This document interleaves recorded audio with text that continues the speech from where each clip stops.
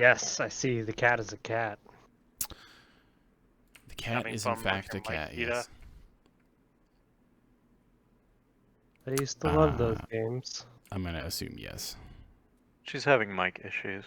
Yeah, I kind of mhm. figured.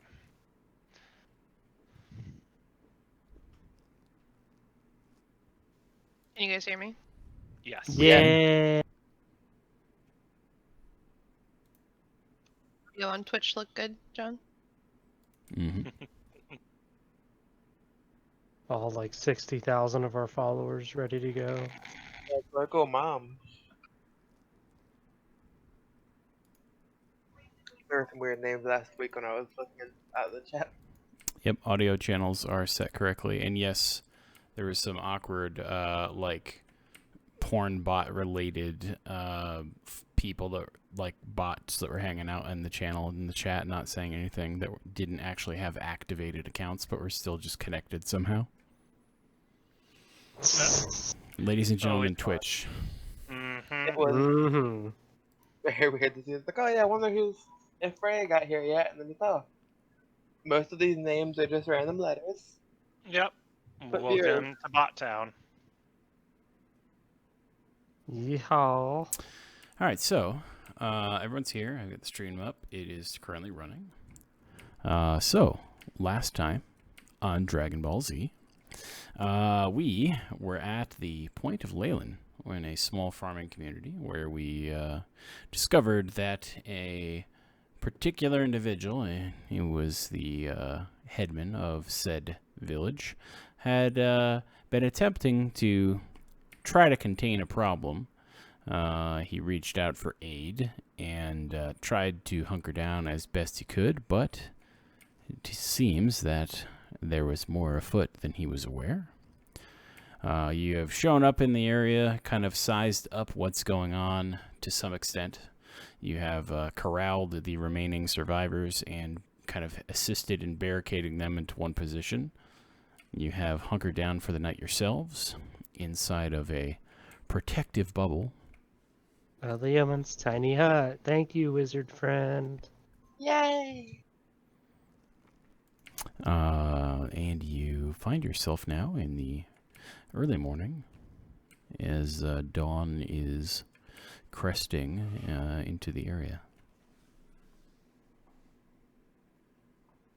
Well, it's not going to be a breakfast kind of day, because if we have to deal with fish people, I'm probably going to have to puke at some point because they're probably going to smell awful, so I'm not eating.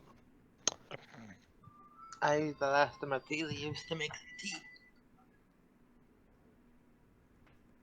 I actually eat because not eating before you go into a fight is dumb. But you need the energy. Yeah, just stare at Talia and munch on some pocket bacon. Nope. Pocket bacon. You like some tea at least, Talia? That'll work just fine. I can drink some tea. Tea is good. I am a crotchety old lady. I will subsist on anger and disappointment in the people that I consider my children alone. I'm good at one of those. All right, well. So everyone that is going to have some form of meal is doing so. Awesome. Yeah. So how are we planning on going about actually getting the Sahagin to get here so we can kill them and like move along? You might have to try and go through the cave. I figured we would explore the cave after, with the sun, and after everyone had been in, because one, it'd give us a chance to see if they raid the night prior, which they didn't because we didn't have to deal with that. And it'll give us a chance to explore the cave and probably give us a good idea of where they're coming in from. Correct, Azzy? Yeah, so we were actually told that they attacked from the south and Yep. from the east. So that leads me to believe that there is a cave system down to the south that leads up through the hill directly to our east that they somehow popped out of. We did a route around it last night. I didn't see any hidden entrances or anything like that, but it's a very cursory look. So I suggest we head to the south and see if we can't find that tidal cave. Monsieur, whatever the fuck his name was, mentioned last night. Marciano. Oh, I say that. Are you sure you Yeah, don't that's say fair. the other? What was that?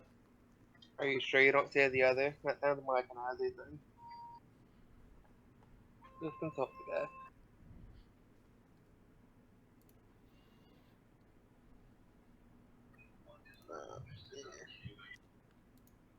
I still don't think we caught what you were trying to say, April. I expected you to still just consult the guy. No, the guy's not important. If he's the leader of this village, he definitely should have convinced them to abandon their livelihoods and make it to town for safety, because rotting corpses of animals is a very good indication that they're not here to raid and pillage and take what you have. They're just here to kill.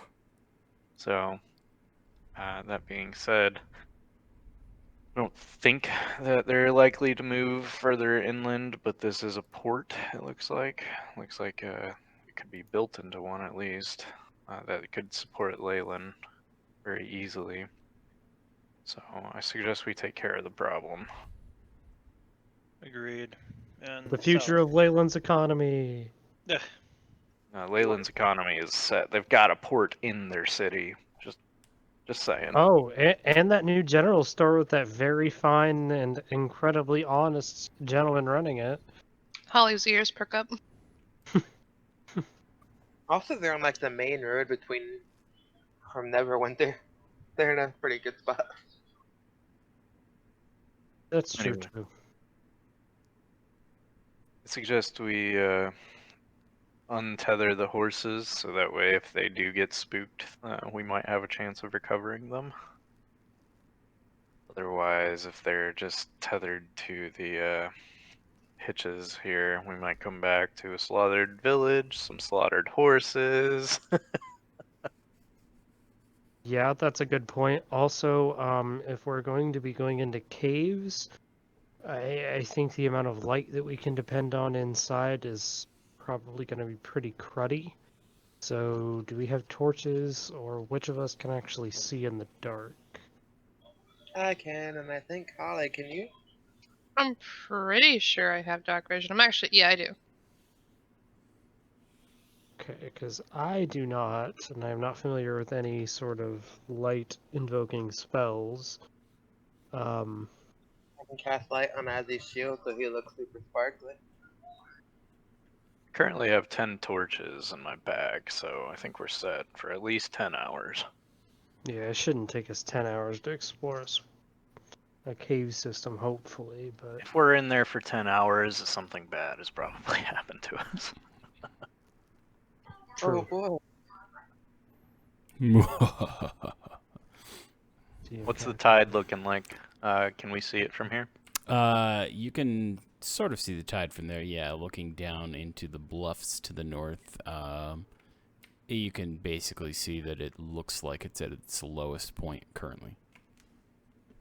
Alright. Well, it's low tide now. If these are tidal caves, we should be able to get into them now. And I really don't want to be stuck inside them when high tide arrives. So, That sounds Agreed. bad. got probably 6 hours.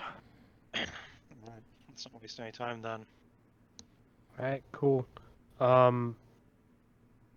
Talia is going to knock or rap on like a board or a door or something to the mayor's house where everybody's holed up at, and just call out and inform them that we're departing to investigate the caves. So that way, if they don't hear back from us within like, 6 to 10 hours, then say like 3 candles, you should probably pack up and leave. Or pray to the bitch queen. Yeah, that clearly did not work already. So, Pray harder, I guess. Either way, let's get going. yep. As he draws his sword and takes point on Okay. the crest of the hill and then on the way down. And I will follow behind Azzy. Second in order. Awesome. So, as you guys near the, let's call it the ramp or the access that takes you to the little cove, where you see various rowboats that have been stowed. See, it basically looks like a pretty standard inlet. This is where they get all of their fishing-based economy from for this little village. They take the rowboats out, fish in them, come back in, and you can see that along the eastern side is a kind of an inlet cave that goes in and down a little bit as you can kind of peer from the mouth inward. But otherwise, it seems pretty dim in there, and that there doesn't really appear to be any noise or any visible anything that you could tell from the outside. I have a question. Where does the high tide water line reside? Is there a marking, or does it cover the cave entrance rather? So high tide doesn't completely cover the cave entrance. It would basically be like you would have to wade through the water on this like sand beach area, probably at like waist level, to be able to Okay. get inside the cave. And So not horrible, but it will be a pain in the ass. Right. And the erosion of the cave mouth at the entrance here is such that it's probably about 10 feet high. So your ability to walk in and it be at like waist level is an indicator of kind of like the depth you might have to deal with should it be high tide. Sweet. As he will approach the mouth of the cave, and face everybody. So this might come as a surprise to you guys, but I really like using my shield. I don't mind taking point, but if I'm going to be in front, I need somebody behind me holding a torch.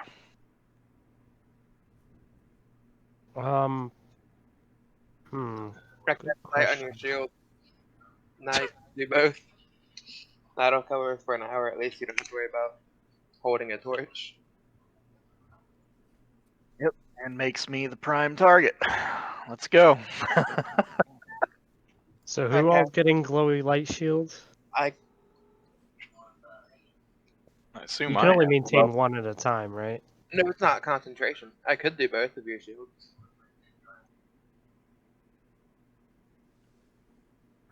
Would So you I feel like like to light is one of those color? spells that, yeah. Azzy's light is blue, and Talia's is purple. Purple? What? My color's cooler than yours. Uh-uh. Also, Talia it likes looks- purple more. also, you can only do light on one object at a time. Is it? 'Cause it Yep. says it's concentration. Last sentence, first paragraph. The spell ends if you cast it again or dismiss it as an action. Ah. Okay. So, just Azzy's, but his light is purple now. Also, yeah. I cast Great Armor. Okay. All right. You are armored up. You are illuminated in the dopest of purple hues. I look good in purple. Fuck you guys. I'm not saying you didn't. Before we go into the cave, Holly's going to kind of pause at the entrance, and she's going to reach down to her belt and pull off a feline-esque half mask made out of bone, and she just kind of quietly slides it on and continues on. Cat's Yeah. cosplaying as a cat. Well, here we go. I'll take up the rear. All right. If everybody's in line, then I guess as he's going in first. Okay. I'll approach to this first intersection here. All right, perfect. So as you enter the cave on this slight down slope as you're coming in. You As can, the purple knight enters the cave. as the purple light descends upon the cave. You hear the faint, let's say like dripping and rippling noises within the cave, echoing from deep within. You can not really hear any other particular noises other than the sounds of water effectively dripping. And you kind of take a look around this first entryway and note along the southern wall down here, you find pikes with the severed heads of 6 humans upon them. And towards the far back corner of the cave here, a pile of bodies stacked, which appear to be missing their heads. Isn't that just delicious? I think That's we've found Adorable. What was that?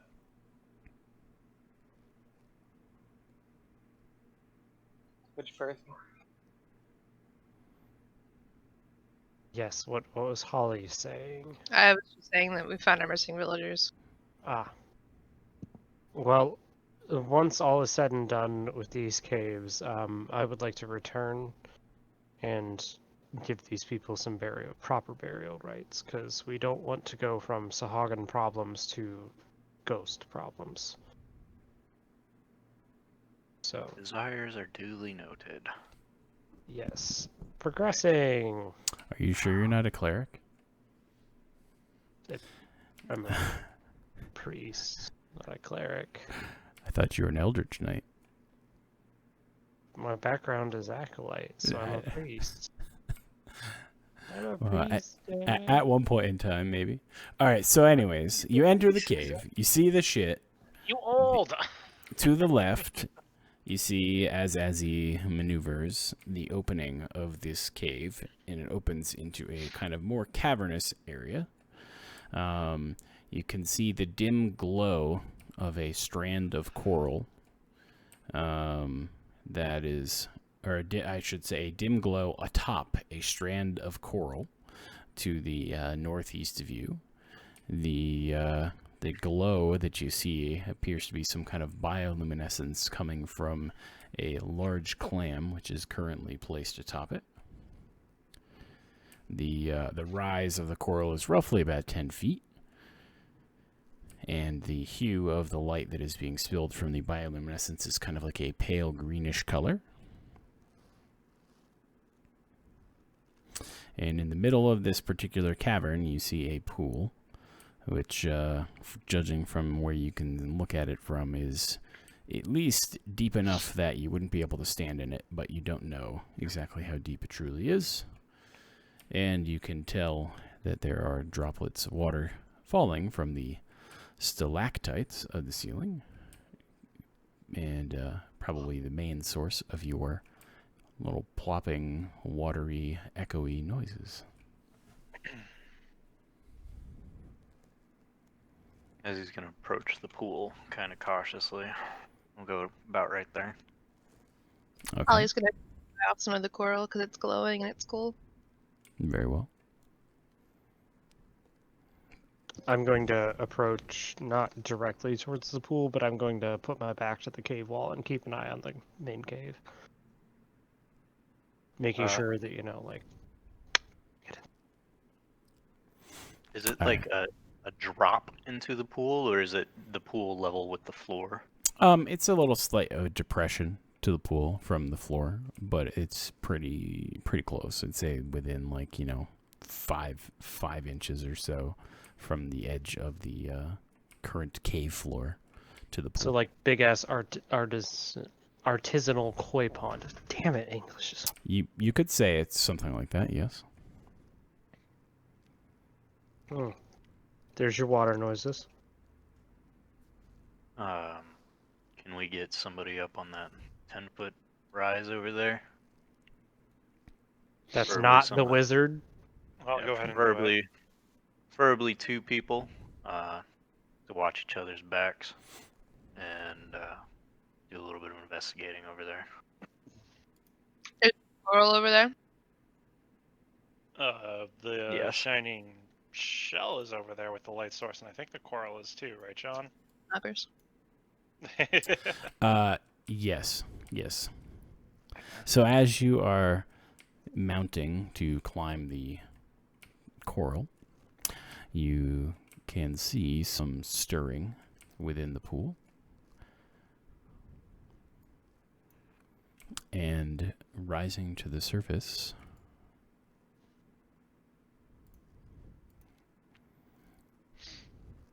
there is a swarm of quippers. Goddamn ocean piranhas. Don't go in the water.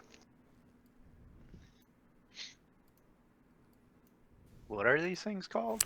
They're called quippers, and effectively they are, like Kowal noted, like a swarm of piranha that basically are ocean-faring piranha instead of river. They can't reach anybody though. They can't come out of the water. They're ocean bound. This is correct. Okay, well, don't fall in. Duly noted. This pool is cool. It's got the sharp, shiny, glowy coral, and it's got some fish that have really big teeth. Big fish. There's a rock down at the fish. All right, so you are now, I guess, mounting and climbing up the coral, which your passive strength checks for both of you is enough to get you there. It's not a very difficult challenge to climb that. Okay. So you currently are now on top of the rise, staring at this ever so large piece of glowing clam that is the source of this pale green light. I will take a look around while we're up here, make sure we're not missing anything else before I worry about the clam.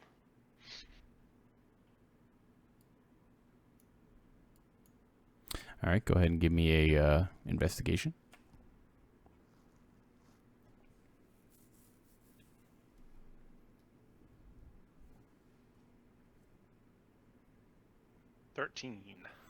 Ooh. All right. Looking around, you basically can tell that this particular area seems to be some kind of gathering point or potential like ritual chamber, based upon the lay of the land and what you're looking at, and the way that the pool is shaped from your view from above.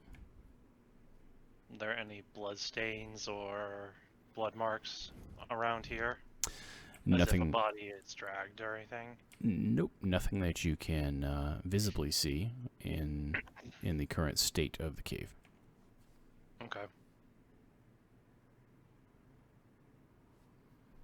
I'll just kind of look down and say, well, it looks like we found some place they tend to have rituals for. Just from looking up here and how everything's set up in that pool, I imagine is their connection to the ocean in some regard. So they tend to use it for something. What, I'm not 100% sure of. Making sacrifices to the bitch queen. More than likely. But, you know. Maybe they do arts and crafts. I highly doubt it, but Any finger painting? probably with blood. Although there isn't any up here that I can see. So while you were investigating, kind of checking things out, the swarm appears to go back down into the depths. Still waters run deep. Mm-hmm. I take it that the two up there can actually see this area and this passageway. They can see to the mouth of the passageway, yes, and see that it continues on beyond them, but they can't exactly see any like down the hallway yet from their vantage. Well, Star Wars taught me to always take the high ground. So if you guys would like, we can go up and around. But this is a cave, we don't know. Trying not to, you know, look at the rest of the fucking map that's directly in front of me. I can see that we have this passage here and this passage here. This one being the high ground. Would you all like to go up there? Or would you like to continue on down here? Also, is this giant clam just, like, is there anything special to it? I don't know. Holly Never. tries to crack it open. Go ahead and give me, what would be the best thing to have you check this with? Go ahead and give me a strength check to see if you try to crack it open.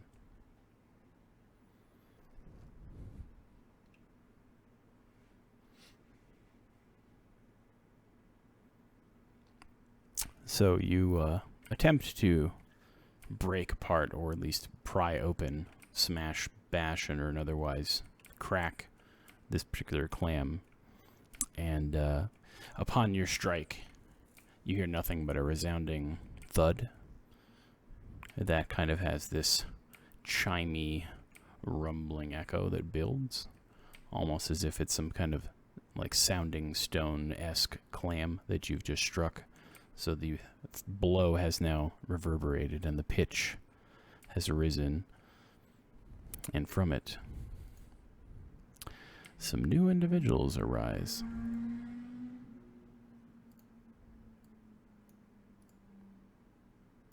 Guy's handsome. Which one of them has 4 arms? One. Fish people. So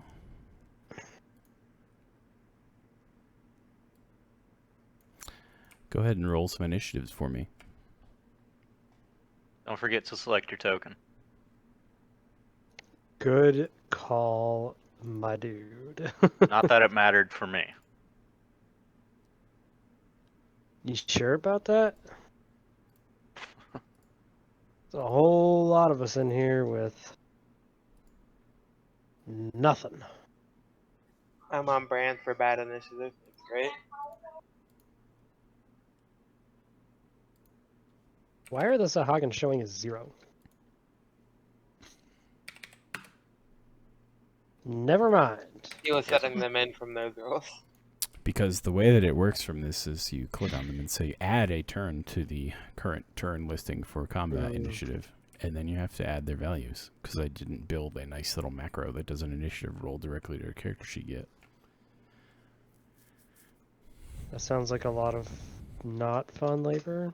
Well, it's a lot of, like, you do a lot of work for a lot of different things ahead of time, and it's easier in the future, but at the same time, how many times do you expect you're going to be dragging a Sahagin Blade Master into the scenario where you're going to need to be able to roll initiative for them? And is it worth just adding a turn and rolling initiative manually? I'll go through another word that she didn't ask anything about the Hagen yet. She's regretting that a lot. All right. So, with the current now risen Sahagin from this pool, taking a scope of the situation and noticing that you are intruding upon their grounds, they are going to attack. So the first up is this one right here, who is going to arise out of the waters, come on to the ground here, and will attempt to take a swing at our resident wizard. True wizard, let's say. Does it coming out of the water provoke an attack of opportunity? Not particularly, because of the fact that it kind of caught you off guard at the same time of it basically rising from the depths. So it didn't really know you were there. You didn't really know it was there. it coming out of the water and then basically moving on to land like that, still within your proximity. So, so it gets disadvantage imposed, I'm assuming, because you're within 5 feet. If I can, yes. Yeah. So disadvantage on its attack. It's going to attempt to swing a blade. And it is a curved blade for slashing damage. Let me see if we actually are able to land a strike. Be mighty weird if it was a curved blade for bludgeoning damage. I agree. All right, so it is a 10 with disadvantage. So that does not hit. And it is mighty pissed and ferocious looking.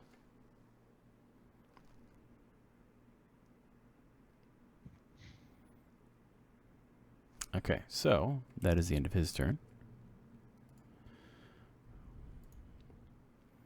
The next fishman is going to jump up out of water here.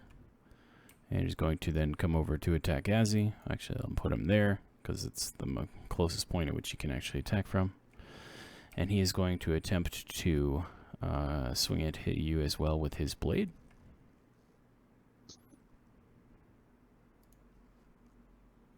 With an 18, which is not a hit, because you're too fucking defensive. So that is the end of his turn. Big poopies. Nokris, it is now your turn up on the coral. I can see that.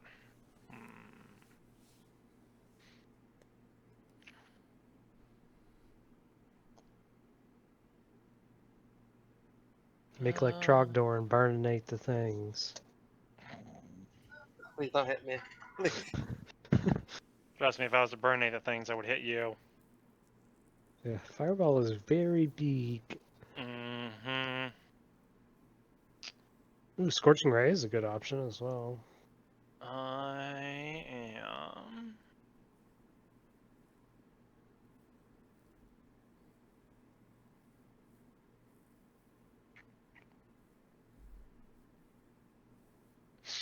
Let's see.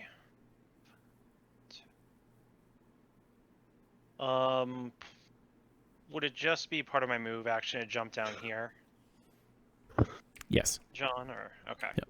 So, 5, 10, 15, 20... 5. I'll move over here. And I will... as a bonus action, I will cast Thunderous Smite. And then I will try and attack this Sahagin right here. All right.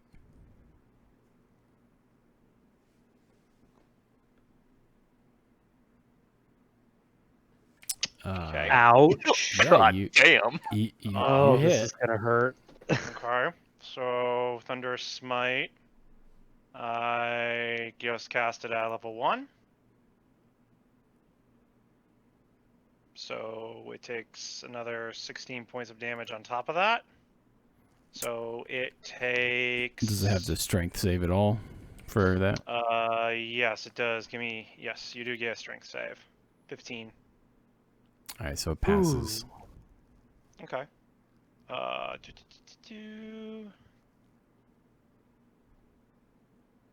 Okay, so the damage still goes through. Just the stun effect or whatever doesn't. The push away. Hmm. No damage to the target. Additionally, if the target is a creature, it must succeed on a strength saving throw or be pushed 10 feet away from you and knocked prone. Okay, So, so yes. it held its ground, but it still took the shot. Yeah, so 16 plus 27 is 43. Mm-hmm. And that's my turn. All right, so the Sahagin Blademaster in front of you took its licks, and while it looks like maybe you staggered it a little bit, it's still holding its own pretty well. Okay. I should have smote it too. Oh well. Holly, it is your turn. So if I jump down here or here, am I able to reach this guy? Yeah, basically where he's at currently, because they're effectively fish people, assume that he's able to somehow make it look like he's standing in water, sort of. He's like waiting on the shore, like a beachy Right, part, right. basically. Okay. Yep. So I'm gonna take my movement and go down here. Whoosh. And as I'm jumping down, I'm going to rage. Aurora. Okay. Holly would And- look rage. Holly will kind of mutter to herself, I hope you're watching. And she's going to smack at it with her great axe a Smack. couple of times.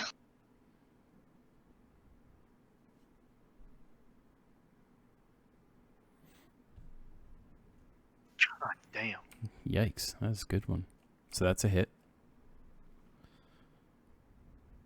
And that's a hit too. Jesus Christ.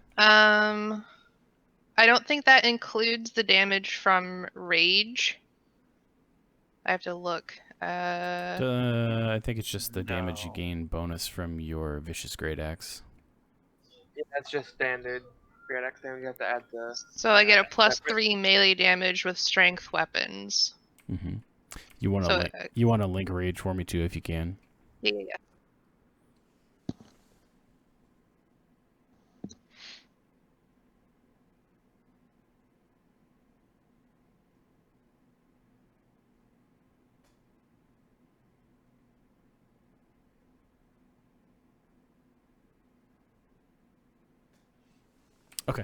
Yeah, I got it. I was trying to determine if it mattered if it was on each attack, bonus attacks, or if it had any specific like variation on if it was only applicable to standard actions versus bonus or something like that. But it looks like it's just everything that is strength based. Yeah, it just has a plus 3 melee damage with strength weapons. Yep. I get advantage on strength checks and saving throws, and I'm resistant to bludgeoning, piercing, and slashing damage. Cool. So that being said, so first one is a hit for 17 with your plus 3. Second one is a hit for 11 with your plus 3. So all in all, we got 28 points of damage going at Mr. Dude Man Dingo in the water. It's really Mandingo. And that's all I got. All right, fantastic. So having just received the vicious onslaught that you unleashed from the heavens above, so as far as he's aware, he's going to attempt to strike back in his ways of multiple attacks. So he's going to swing at you 3 times with his blade.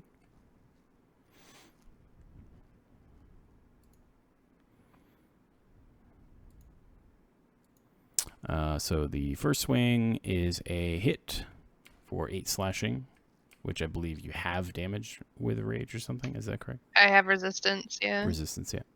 So you take 4. Oof. Resistance is nice.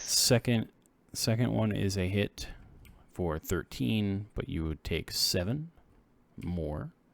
So that's 11 total so far, and the last swing is a miss. And Okay. be lucky that it did miss, because it was a lot of damage on that hit.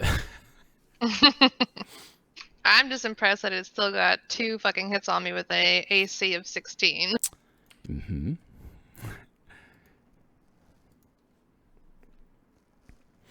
So that is the end of his turn. So far in his eyes, he's gone, blow for blow with you, but we'll see who resists and stays on their feet longer. I think it'll be you. All right, so Argo, Barbarians. you're up. So I'm gonna tip the scales on that fight a bit and cast Toll the Dead on the one there. All right. Piling on the big damage. You need to make a Wisdom save against a DC 16 or take 22 damage.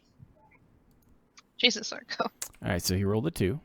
So he's gonna take 22 points of damage. Ooh. This dude is about to have a real bad day. Holly kind of turns her gaze a little bit to Argo and just gives a huge toothy grin. And I'm just gonna end my turn because I don't think I'm gonna move. No real reason. No real reason. Quote, the scrawny wizard. All right, Mom, you're up. Mom's turn. Alright. First, Mom is going to move over here. And let's see.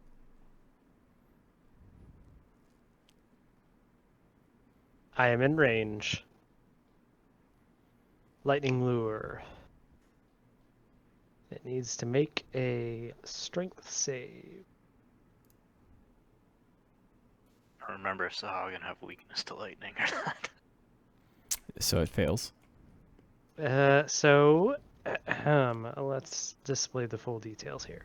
It now is going to get pulled in a straight line towards me 10 feet.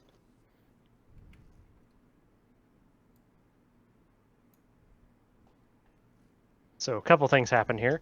One, it takes 14 lightning damage because it's now within 5 feet. Have fun. Two, I believe Holly gets an attack of opportunity. Yes, because you just dragged this guy past her 5-foot radius. I did. Have fun with your raging attack of opportunity. Now, do I still take 2 swings because it's an action, or just 1 swing? Just one. One.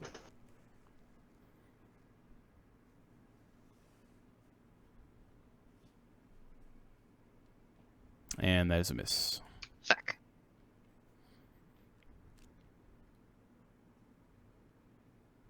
Alright, and because I'm an Eldritch Knight, I'm also going to use my bonus action to make one weapon attack with my flail.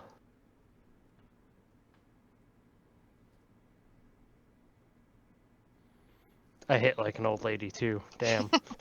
Yeah, he knocks your flail away with his sword. Damn. That's still higher It's damage. wounded. It's still in your hand, but he don't give no fuck about that attack. Wait, they have an AC of higher than 17? Maybe. Higher than 17, lower than the 24. Let's just go back and look at the rolls that people have had so far to get an assumption of AC. Shh. I like playing the game of figuring out what the AC is. It's nice. All right, so I assume that's now the end of your turn. turn. Yep. All right, Yep. so Azzy, Big Shield Daddy, you're up. I'm gonna make 3 attacks, at one directly to myself. Alrighty. Ooh, Ooh. that is a miss. That is a hit. That is a hit. So 20 points of damage. I can't believe I rolled 10s on all 3 of those. What the fuck? As a bonus action, is there a way I can push this guy using Shieldmaster Shove 5 feet to the south? I do believe that is one of the options that you can perform with Shieldmaster Shove, yeah. I'd like to make that strength check. And he failed. So you knock him 5 feet to the south. And I will take his position. Okay. I believe that provokes an attack of opportunity from the one to my north. It would. Argo is more of a concern to me than... He missed. Sorry, they were swinging for the fences with massive, 8s as their hits. So, they're doing the Lord's work for themselves right now.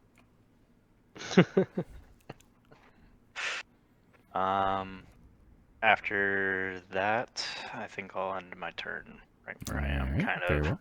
hunkered down in front of Argo and brace my shield, so to speak. Very well. It is currently the Sahagin that you pushed. And if I remember correctly, they are shoved 5 feet, but they're not prone because you didn't knock them prone as the option of the shove. Is that correct? Correctly. Correct. I either knock them prone or I push them Send 5 them feet. away. Yeah. Okay, just making sure. All right, so with that, he will attack you, Azzy, with a volley of blade swings. So it is... first one was just a crit. Whew. So you take 14. Is that slashing Which- damage? It is in fact slashing damage. Okay. Which you can, I believe, do your -3 to with your mastery should you opt to use it against that. Yes. Second one is a miss. Third one is a miss.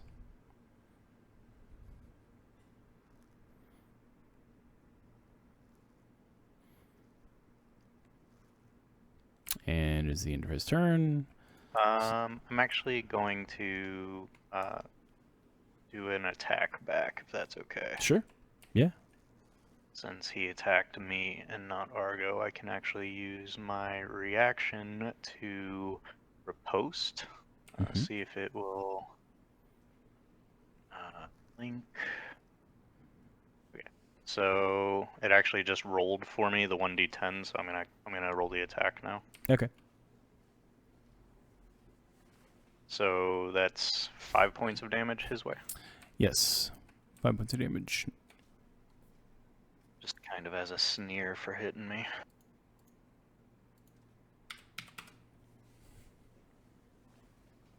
Alright, so it's now the next Blade Master's turn, the one that is to the north with Nokris, where he is going to attack. Guess what? Nokris. With his blade. He'll be giving you a few volleys with this as well. First swing is a miss.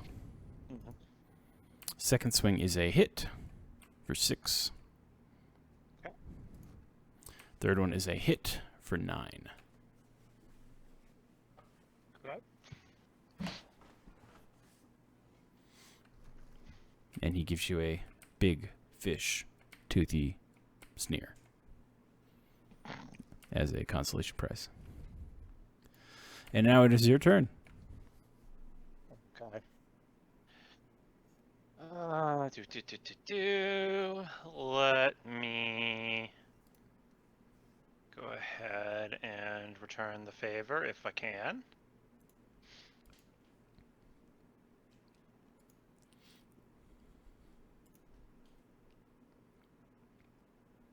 Nope. As a definitely not hit. Okay. And I think that will be it for my turn. All right, very well. Holly, you are up again. All right.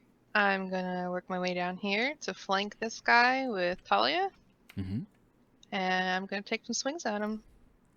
Do it. I get advantage because we're flanking, right? Yes. Yes, you should have advantage because of flanking. You don't have any other direct benefits from it other than that, like rogues do. But yes.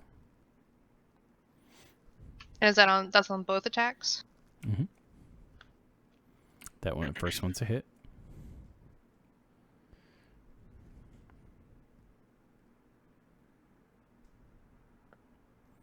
Second one is a crit. Oh no. And it's +3 to both of those for rage. Mm-hmm. And theoretically, do you not have a third attack, or did you you only get a third attack when you rage that turn or something? I only get 2 attacks per action. She got a third one because of the attack. My attack of opportunity. Right. Okay. So then, yes, so 14, and then, let's see, 7 plus 11. Plus 1 more weapon Plus damage 3. die roll. Because barbarians get brutal critical. Oh, that's the separate. That's already rolled if I'm reading that correctly in the first part of the crit. Yeah, the second 11. There's the brutal critical part. Ah, fun. So yeah, the original crit is 4 and 3 for 7, and then 11 is the brutal, and then +3 for the rage. So 21 and 14 is 34. So Holly effectively makes sushi out of this poor Sahagin. Not really poor, but you know. Yep, I'm gonna take my axe and just split him right down as much as I can down the middle of his skull. Sashimi. So glad you went with only tea, Talia. Yeah, I am, because that's fucking disgusting. All right, so I assume that's the end of your turn, unless you want to, bathe in the blood of the fallen or anything like that. Nope. Okay. All right, so Argo, you're up. I'm going to target the Sahagin fighting Nokris with a total dead. Okay.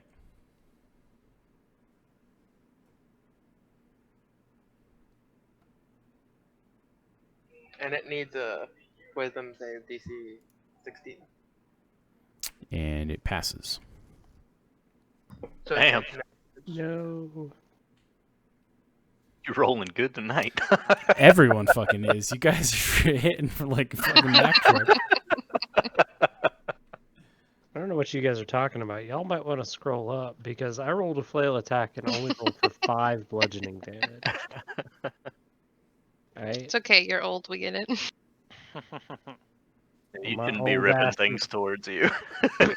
Would I be able to take a step to this spot, or is that part of the wall? You can make that step. However, if you do, you will draw an attack of opportunity by effectively leaving the 5-foot radius of the Blade Master. I will not be able to impose disadvantage on that because I've already used my reaction to riposte. Just a heads Right. up. Never mind, then I'll stay where I am. Very well. And that. All right. That is the end of your turn, I'm assuming? Yeah. Okay. All right, Mom, you're up. Alright, Grandma gets to go. So, can I actually see this Sahagin? Because I see there is technically like a wall kind of deal here. You do not have line of sight to be able to attack, but you know that something is present in that location. Okay, in that case, I'm just going to step over. The mess. And now I can definitely see it. Yeah, stepping Yes. around the kitchen mess. Mhm. And then we are going to hit it with Booming Blade. So, also I need to do an actual weapon attack. So, weapon attack comes first. Mhm. Does That is a hit. Okay, so weapon attack. So there's 8 damage, and then it Right. takes in another 10 thunder. 10 And if thunder. it moves before my next turn, it takes another 11. Very well. So 18 points of damage. Now move out of the way so I can make it move. Well, I only use 5 feet of my movement, so Eldritch Knight things. I get my weapon attack because I cast the cantrip.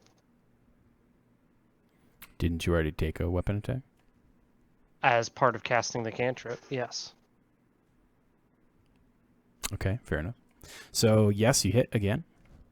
So there's another 11 bludgeoning, and then I will finish my turn Okay. backing away. All right, so let's do this. He can take a swipe if he wants.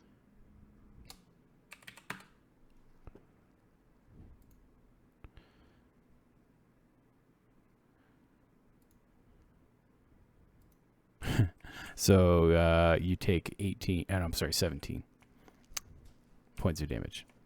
With the max. Yeah, yes. When I rolled it, I had to believe it. Real glad I didn't move then. All right, come at me, bro. Mm. He may. He just may. Because I just did a shitload of damage. All right, Azzy, you're up.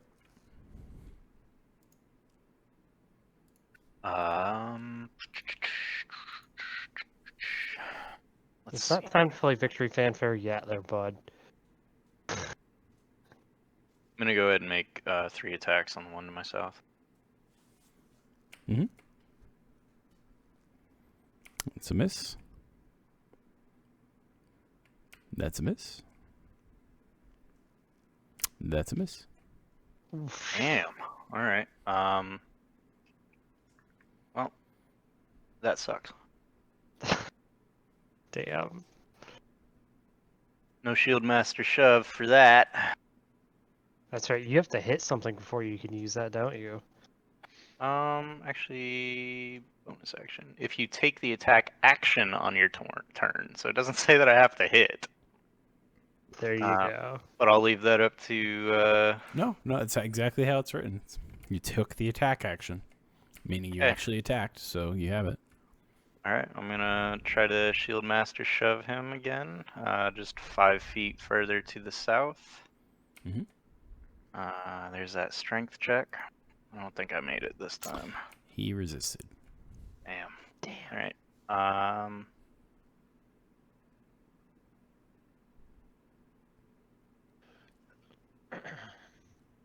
I want to move north, but I don't know if I should, because that leaves Argo vulnerable by herself. But I have a few ways of dealing with that issue. Well, the goal was to put advantage on Nokris with his Sahagin. Yep.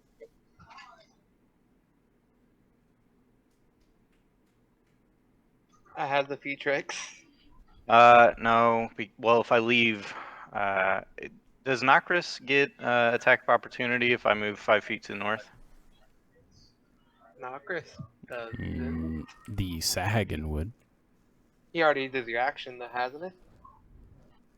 He hasn't used his bonus action or his reaction, which is one attack of opportunity. Is. No, that one has because he swung at Talia.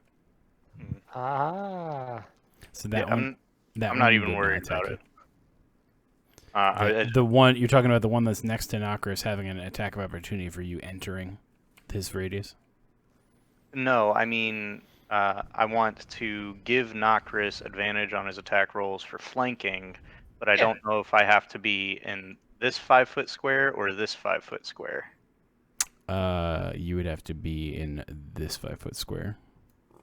It has to be a straight line through them. That one Okay. not through. Cool. If that's the case, I'm gonna stay where I am and hunker down again. Bring it, motherfucker. All right. All right. So it is now this boy's turn. He was not very pleased with the turn of events that occurred with Talia basically doing a hit and run. So he is going to. Called tactical retreat, you ass. I'm old. So he is going to basically maneuver himself to the south to attack you. So this is going to be quite a few attacks of opportunity that will be generated because, they're not always the smartest Sahagins in the sea.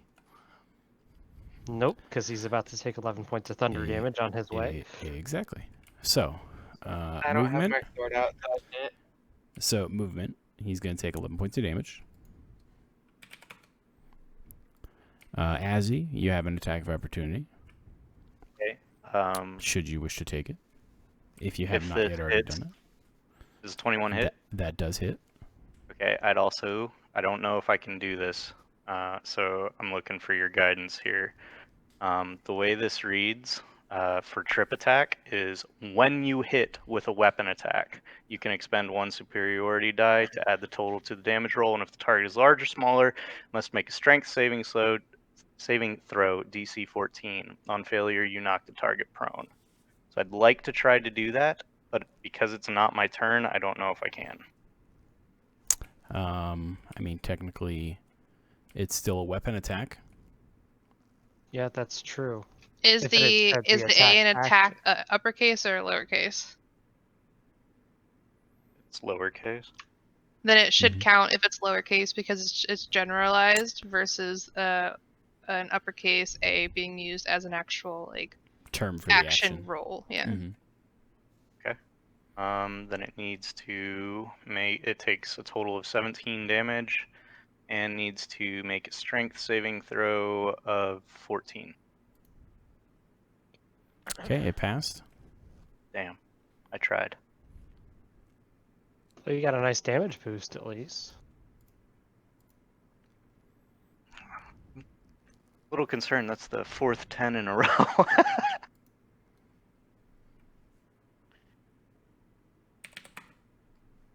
All right, so now it is within realm of Holly making an attack of opportunity. Absolutely.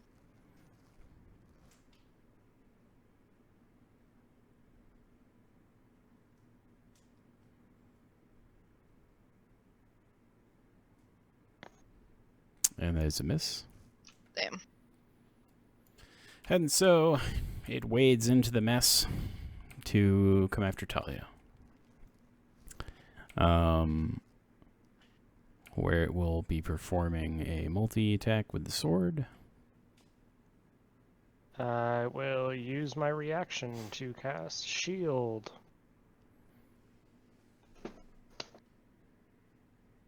Not gonna wait to see if it's needed. Nope. Nope, I'm just go old. for it.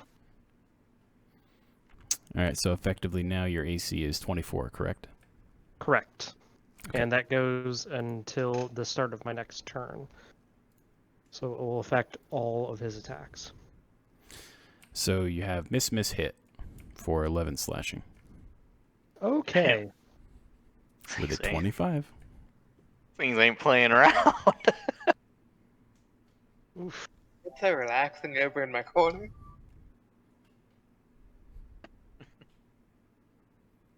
You're the one I have to worry about, so. I think you're the squishiest out of all of us. Most of us are actually wearing armor. I have Alright. arm. So now it is this Sahagan's turn where he's going to continue this back and forth with Nokris.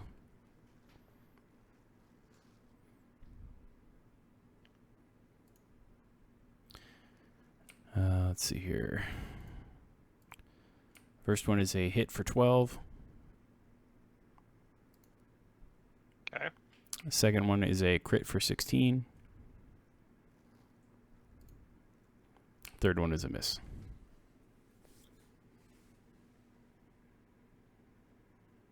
Hey, holding up, knockers.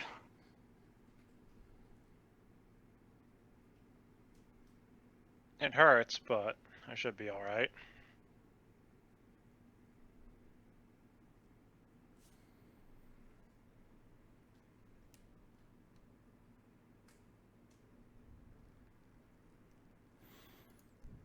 And he gives you another fish smirky smirk. As it's now your turn. Okay. Let's see if I hit this time. Fuck him up.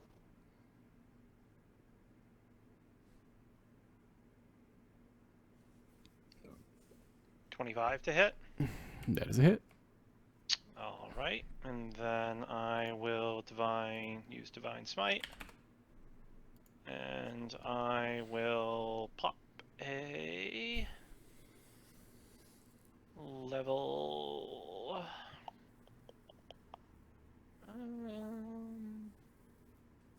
I'll do a level 2.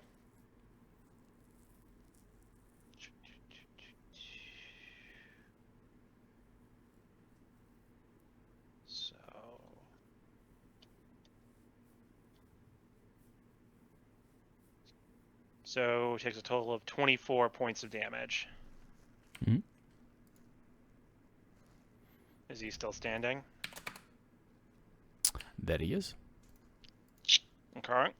I will then. Do I want to?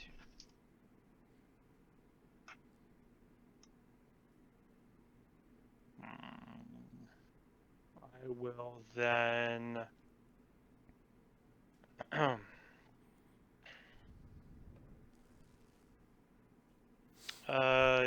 No, that will be it for my turn.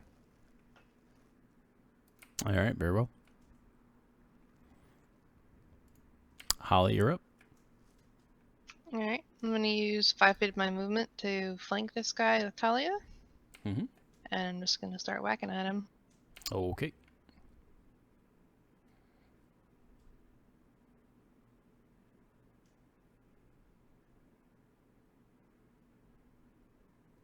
Of course. Miss.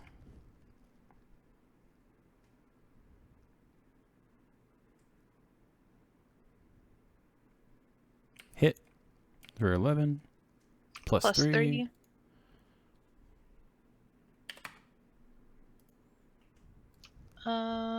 Yeah, that'll be it. Okie doke. He's looking pretty rough, but he's still in the fight. Argo, you're up.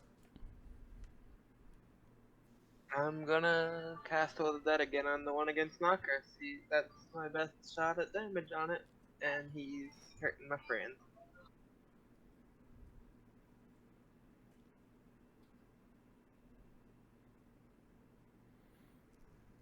That's wisdom, yeah? Yeah. So he fails. So he takes, what, 20, you said? Yep, 20 necrotic.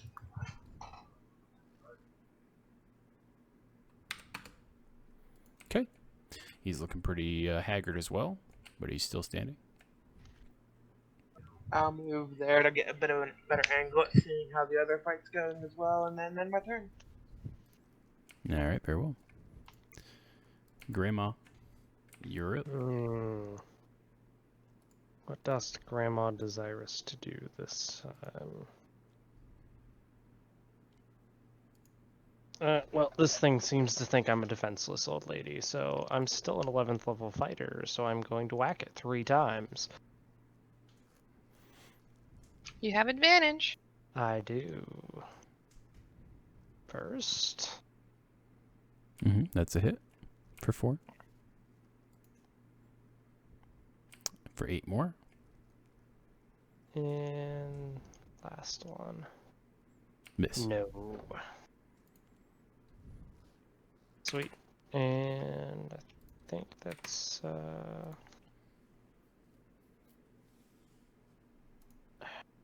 what is the second wind? Yeah, I'll use my bonus action to second wind. So All which right. for me is 1d10 plus 11, so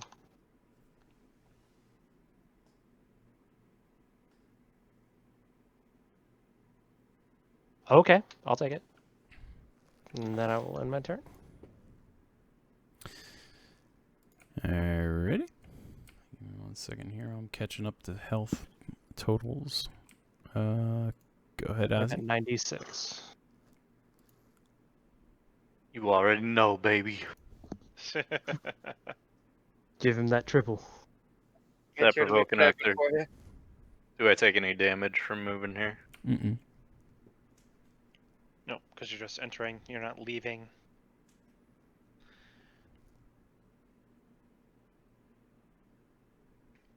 Alright, so that's my first attack. Is advantage and all that, right? Right, miss. I don't know how to make it roll with advantage. You should be able. There's an option to either toggle advantage, or there should be a button that basically has advantage built into it. That's by the title of the actual weapon instead of the actual damage roll.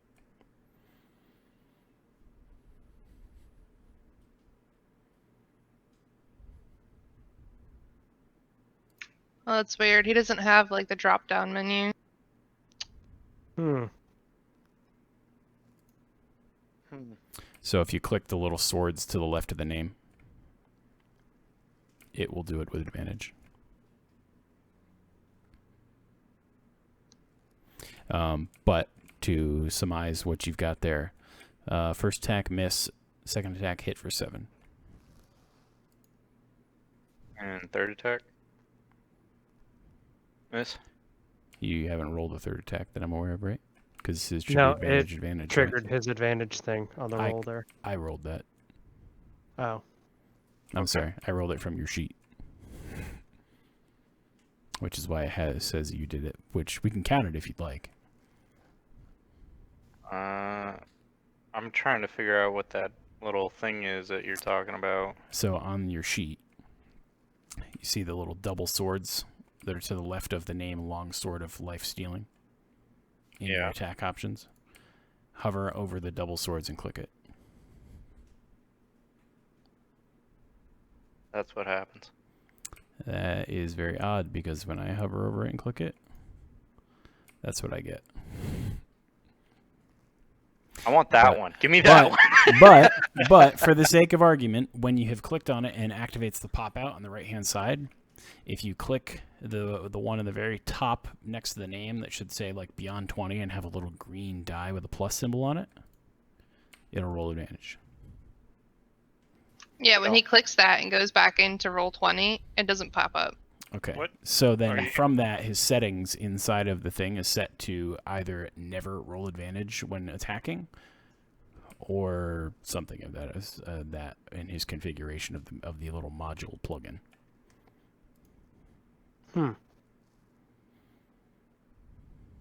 But you Alright, can whatever. you can override it by holding down Shift while you click it. That should do it. Yep, there you go. Look at that. Okay. Well, I'll let you decide what you want to count there. You let me know if I did or not. So we'll go back, roll back everything. So we got second one hit for 7. Then your next attack was your attack attempt at 7, and then at 20 for another 9. Pairing them together. Yes. So it would be a hit for 9 more. So 16 total damage, which expires this poor Blade Master onto the ground.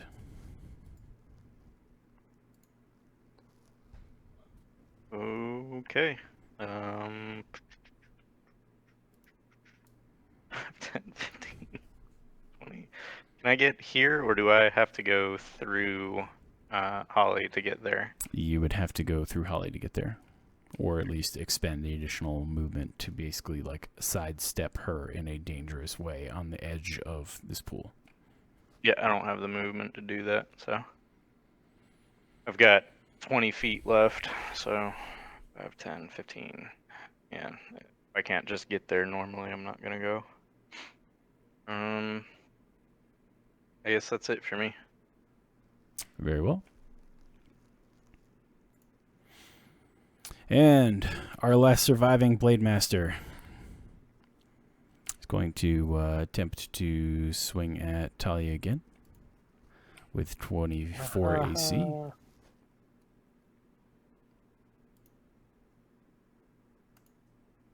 First one is a miss. Wait a second. That might not be 24 still. Well, you said before your next turn, right? Until the start of my next turn, and I went right after him last time. No, you didn't. Well, I He's mean, the top of the list. There's no way you could have gone right after him. I'm old. Leave me alone. Trying to That's save fair. your life, all right? Calm down. Yeah, it hasn't. Alright, You sure. haven't gone I'll again take it. since that. So, Thought I had for some reason. so the first one is a miss. Second one is a crit for 12, and third one is a miss. See, I'm gonna have to make sure I'm right next to both Argo and Talia. No, You give Talia's me your just making curse of- herself a target. Did you give your curse of crits to Talia? Has it?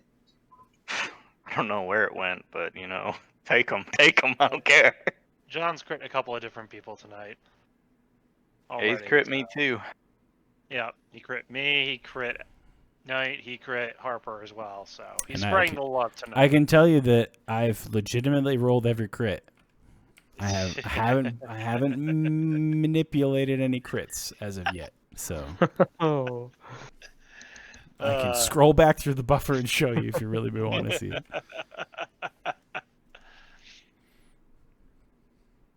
This fight's over on Holly's turn anyway, so It's Nokris's turn now. Okay. All right, I can see this guy from where I am. I will just move 5 feet this way, just so I have a clearer shot at him, and then I will.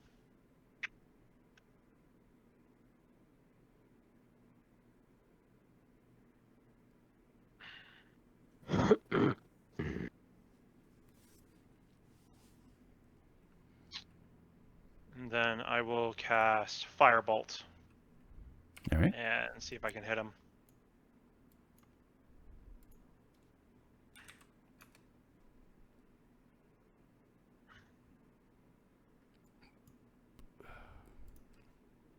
$26. 26 Bros, is miss. a hit. 17 points of fire, or 20 points of fire damage.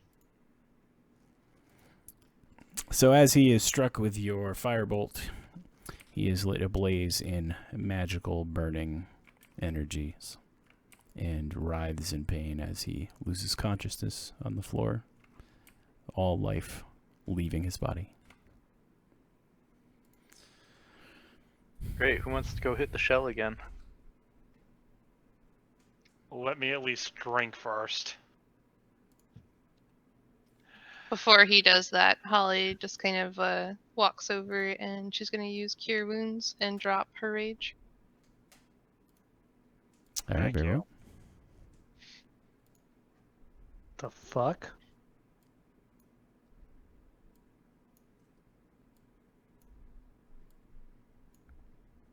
Actually, hold on. Mm-hmm. Yeah, never mind. Okay. Thank you. It's 1d8 plus 1. And does that add the 1? Yeah. It did. Mhm. Okay. Yeah, it did. Thank you, Holly. I can take care of the rest. And I will then use my Lay on Hands ability. And I will heal for...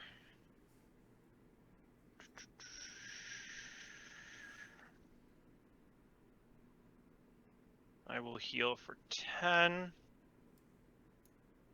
from that.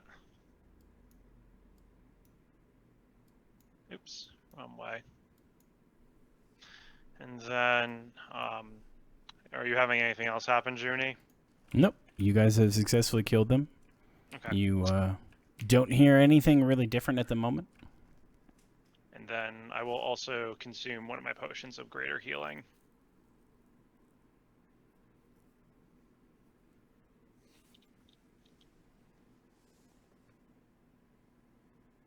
I'm doing fine. I'm at 84 out of 103, so we're good.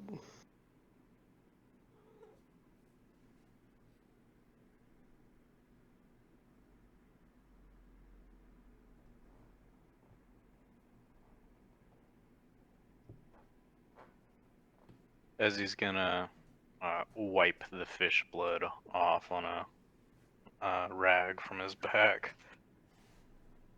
And then sheath his sword, hook his shield to his belt, and start throwing the bodies into the pool. Before he Is- does, Argo would like to examine one to learn a bit more about the Hagens. I'll leave you the one that Nokris left over here, because the other two are a bit, Mangled? The one that Nokris left is That's a burning word for it. Or Yeah. Holly doesn't Plus- say anything, just kind of watches them. Is anyone else hurt from the looks of it, Junie? I mean, Talia took some hits, but is in decent shape. You took hits. Holly didn't take any hits. Argo took a hit. Yes, I did. Well, Holly took hits. I mean, I'm still at 111 HP, so it's fine, but Fucking barbarians. when did all of you wind up with more health than me? I don't have more Barbarians. health than you. When you got a D12 hit die. Bingo. Yep. So yeah, basically, from as best as I can discern, everyone more or less is in good standing currently. But yeah, Okay. For now, I'll hold off. Thank you, Holly. It's appreciated. She just kind of nods. Argo takes a couple of notes about what she noticed in the fight and how they reacted to the lightning, and if they had any particular reaction to the fire, she also writes that down. You ever cooked a fish, Argo? Argo doesn't eat meat. A veg elf. Not. Never mind. As he kicks the last one into the pool. Do the fish eat it out of curiosity? Oh, of course. It's it's fresh meat in the pool. Thought so. Quippers. Can I use my axe to pry off some of this bioluminescent coral? Sure. Just like a palm's length worth. Mm-hmm. Kind of weapons were they using? You They said were that using- they had sword. Yeah, they're using swords. They're basically like wave cutter blades, so they're effectively like a cutlass, like a kind of ugly, big-looking cutlass. Like a very ugly giant kitchen knife. Is that like better or worse than my long sword? Just out of Probably curiosity. worse. I'm gonna say it's probably worse. I mean, for as far as how their monster attacks work, it's definitely better. But as far as how the weapon works, worse.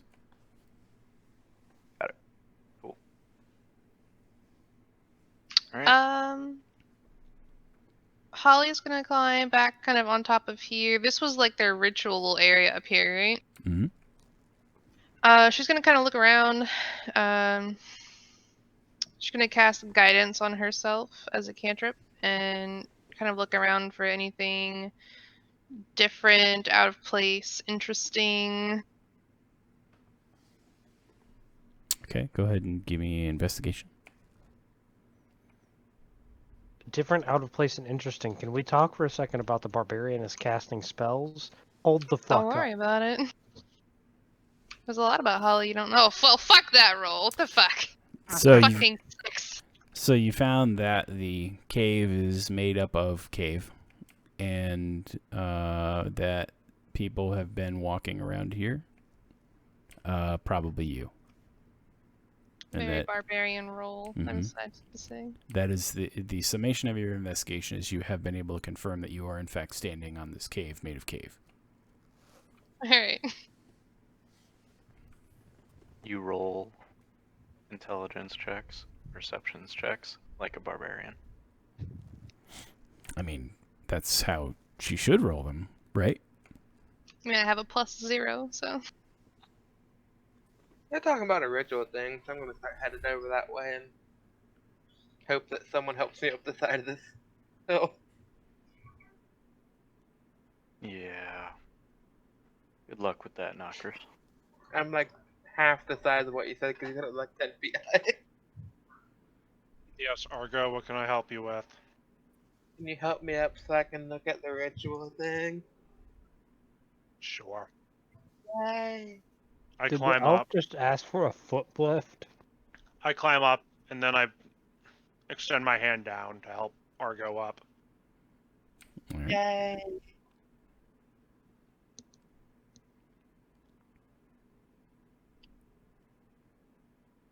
I look around a bit and see if there's anything interesting to me.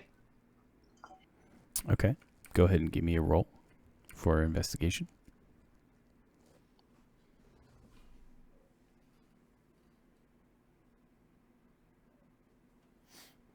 So from your summation How did Of I in- beat you? of investigating this particular location, you can tell that, hey, this glowing clam probably is something important with this ritual chamber. But other than that, you know, this ritual chamber definitely looks like a ritual chamber. Nothing necromantic. Moving on.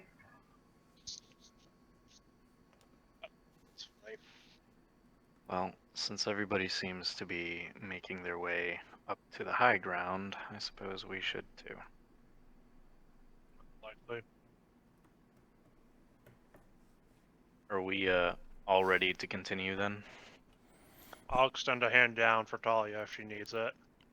Thank you. My back hurts. All right, so as you all get up on the ritual platform, Everything goes to shit. We teleport away to a plane of water. Rocks fall, everyone dies. Reroll characters. Dimensions go away before that happens. I'll tell you a story.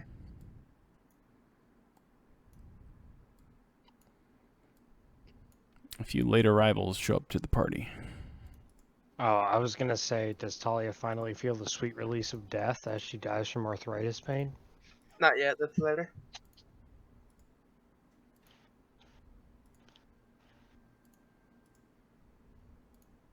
That's Oh, more than hello. a few. No, these are friends, guys. Don't worry. Hey, you rang the bell. Good for me.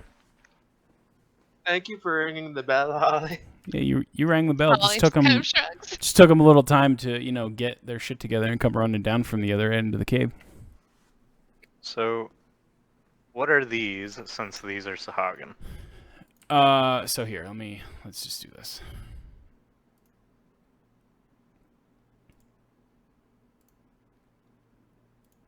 Go ahead and roll initiative for your tiles. Do your tokens.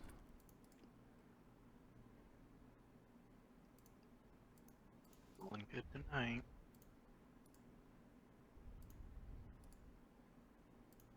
Wow, guys, we're rolling some shit initiative. Just saying. I'm just sad there's no necromancy stuff in this place, so I'm just not paying attention. I need to learn how to cheat death, so Talia's stuck with us forever. You fucking would. I am small, blue, and spiteful. All right. So the differences between the two is that these guys are Sahagin, and these guys are Sahagin Blade Masters that are donning the effective equivalent of plate armor and a shield with a wave cutter cutlass. So what are the guys directly in front of me wearing? The ones Sticks and directly in stones. front of you are wearing just their scales and are wielding a awkwardly looking shitty spear from the depths. Oh, they're like those weird fish stabby things from Darkest Dungeon.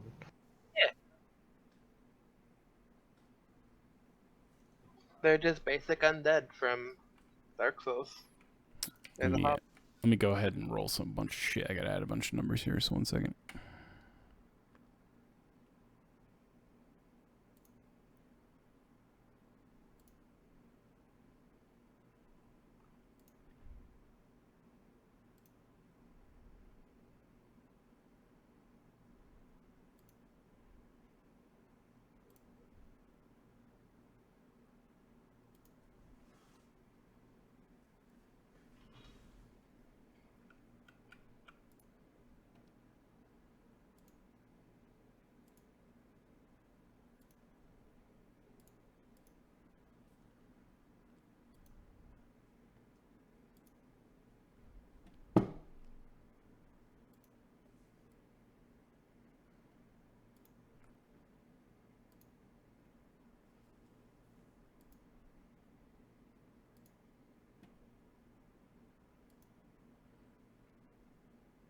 Akris is about to one-shot everybody on the western side of the fucking room.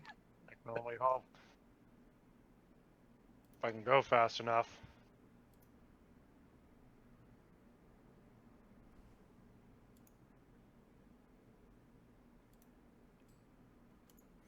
Okay. So, having heard the summoning of the clam, all of the inhabitants, the Sahagin raiders, and their lieutenants have run down to assemble to see what's going on in the ritual chamber, only to find you being there and being very upset-y spaghetti.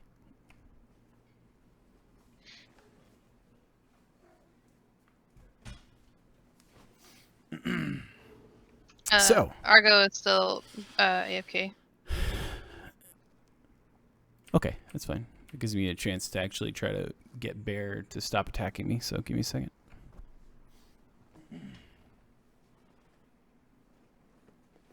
I mean, you said roll for initiative. Bear must have decided to join. Sorry about that.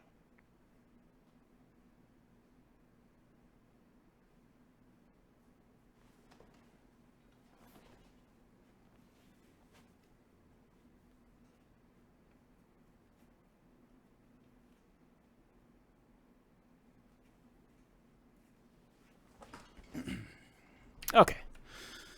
All right. Now that Bear has been sated in some way, shape, or form, and everyone is back, the Sahagin have rushed into the ritual chamber, finding you there, and being like, what the fuck? And are now ready to attack because they don't like you being in the ritual chamber. Not exactly happy for us to be here either. This Sahagin is up first. He is going to make his move to shuffle his position over here. And he is going to hurl his spear as a ranged weapon at Argo up on the coral.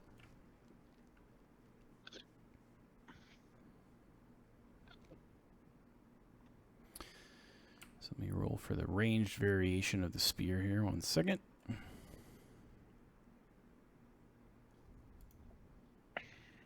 I cast shield so my AC is 22 until the start of my turn. Let's see here. So AC of 17, is that assuming shield or not with shield as of yet? That was pre-shield. It's at 22 now. Okay. Well, don't you have to be attacked first for you to be able to react to... It is a reaction. Yeah, Right, I was okay. the spear you said was very fun. I just saw them aiming at me and did it then. Okay. So yes, they miss. Change it and I'll change it back on my turn. So next up is this blue Lieutenant Blade Master who basically barks orders at the other Sahagin. And stands his ground.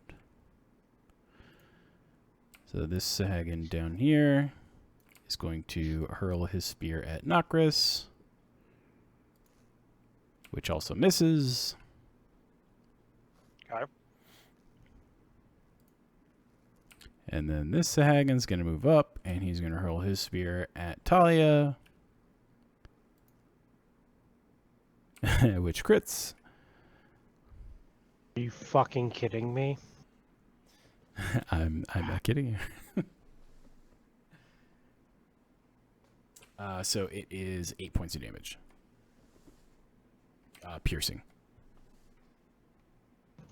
On a crit? What kind of weak ass shit is this?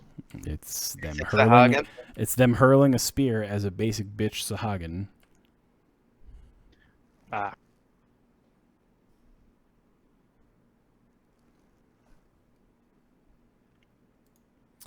And now this Sahagin right here in the hallway is going to attack Azzy with his claws.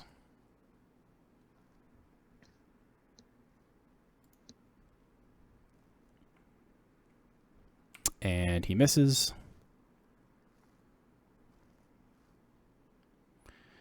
And the next Sahagin Blade Master is up, and he is going to move over to this area over here and is going to yell at his other Sahagin brethren on the bank over here in weird fishy language.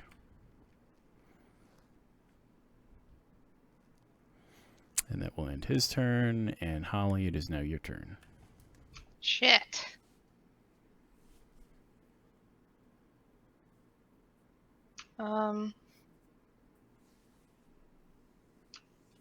Is this a movable spot, or is that hallway not big enough for 2 people?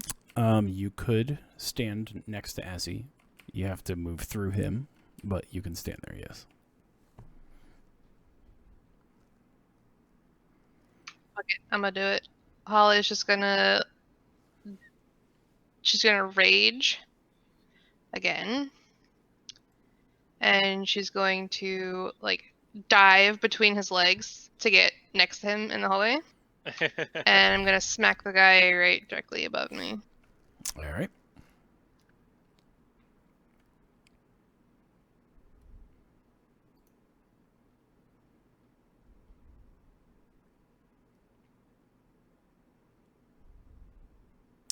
And that is And a plus hit. 3 for range.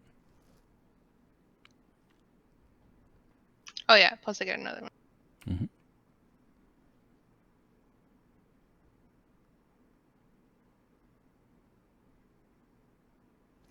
And a second hit for 8. So that's 20 total damage. And that's it for me. All right. The Sahagin in front of you is looking pretty fucked, but he's still there. Talia, you're up. Okay.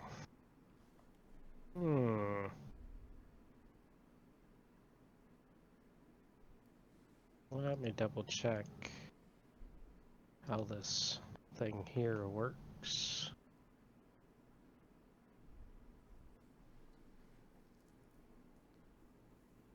I'm just checking the stats on a particular magic item I have. Might help.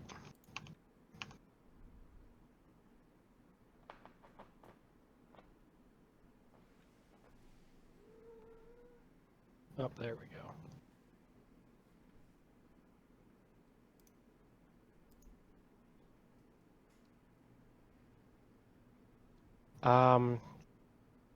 Let's see.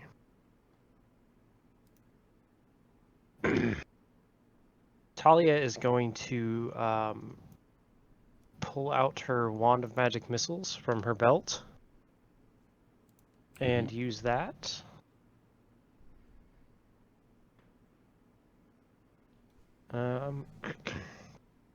And I'm going to use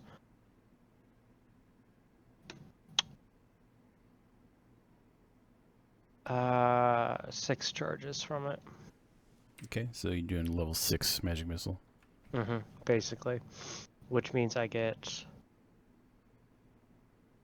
let's see, 3 darts for the first charge, and then so 5 5 additional. extra. So I get 8 darts total, and I want to send 2 darts to each of the little baby Sahagin down there. Okay, so basically you're going to hit this one for 2, this one for 2, this one for 2, and that one for 2. Yep. Okay. So that's 1d4 plus 1 for each. Mm-hmm. 5. There's the first Sahagin. Okay. Second one is for 7.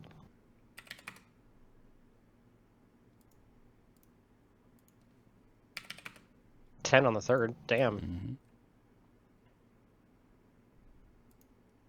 And the last one only 6. Okay. At which point I'm going to put away my Wand of Magic Missiles and draw my flail and end my turn. All right.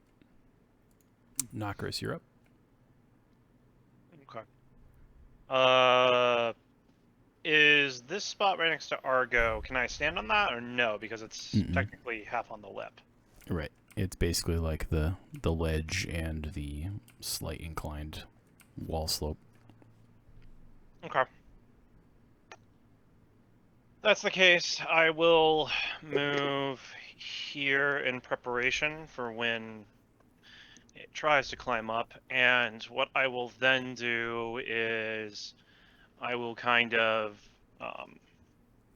I will quickly look to the ground, pick up some dust, and grab it in my hand, and then as water drips from the top of the cave, let it fall into the collected dust I have, and crush my fist around it, and look down to the Sahagin Blade Master and all of his underlings here, and just say to him, now be frozen.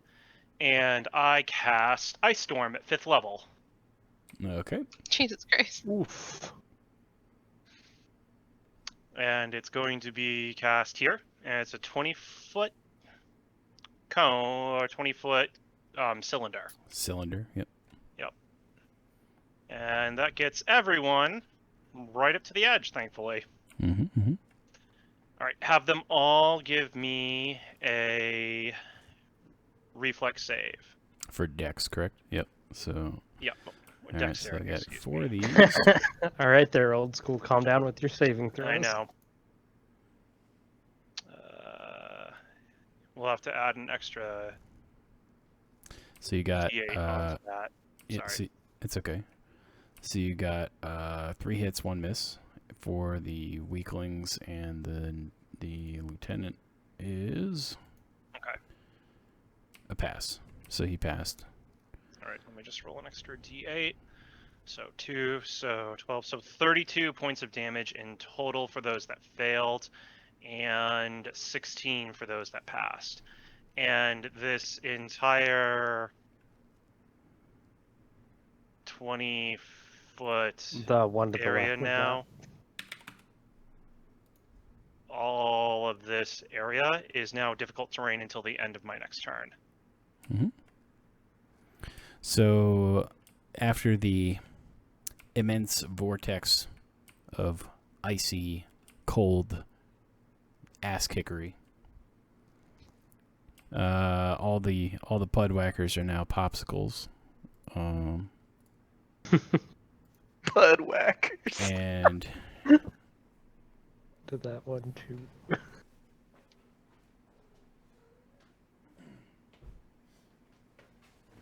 I had to go remove Bear because he's unplugging cables while he's trying to chew in the back of my computer. He's At least being he's a trying to nuisance chew tonight. safely.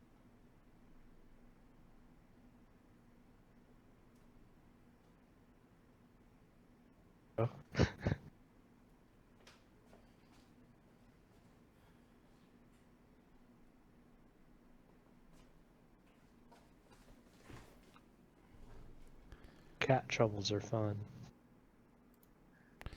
Cat Fair. and cat. Okay. Bear finally got him. He's dead. No, I'm back. So all the pudwhackers are frozen silly popsicle fish pops. And the lieutenant in the corner here is a little cold, but is angry.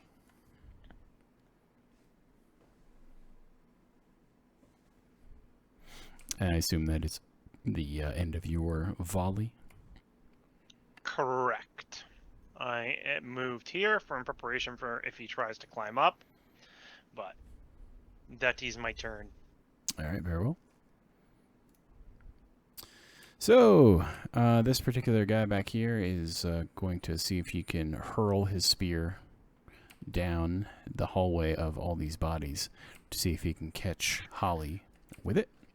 So he's going to be slinging with disadvantage. Mm-hmm. And a 14 misses. So he throws it, and it basically bounces off the ceiling and kind of falls to the ground aimlessly and doesn't hit anything.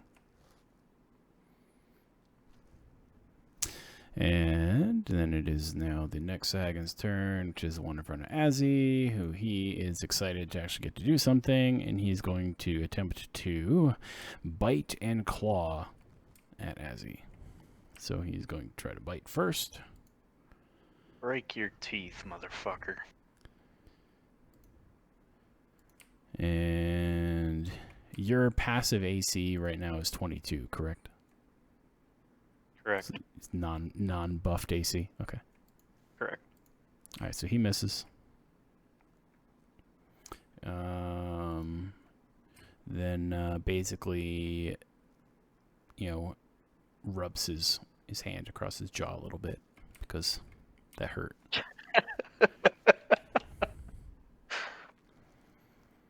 And then it's Azzy's turn. I'm actually gonna use. Oh wait, I used my reaction to protect. Never mind. Fuck. Yeah, I guess. You said this one right here was looking pretty rough. Yes, the one in front of Holly is looking pretty rough. Take a fucking swing.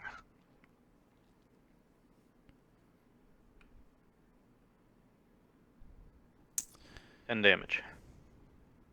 I'm assuming that you're not going to roll the. Well, you wouldn't have advantage on him, would you? No, because there's no flank. Okay. So yes, 10 damage. 10 damage for a hit. He is crunked. He is now dead. he is now a gored individual and a mural on the wall. And then I will use my other 2 attacks on the one directly in front of me. Okay.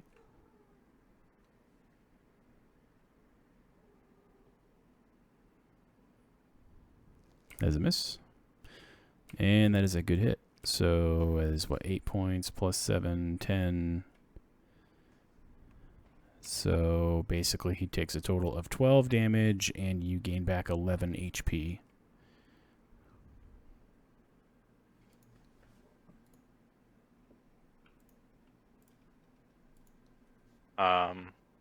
What happens if I Shieldmaster shove this guy into the guy behind him?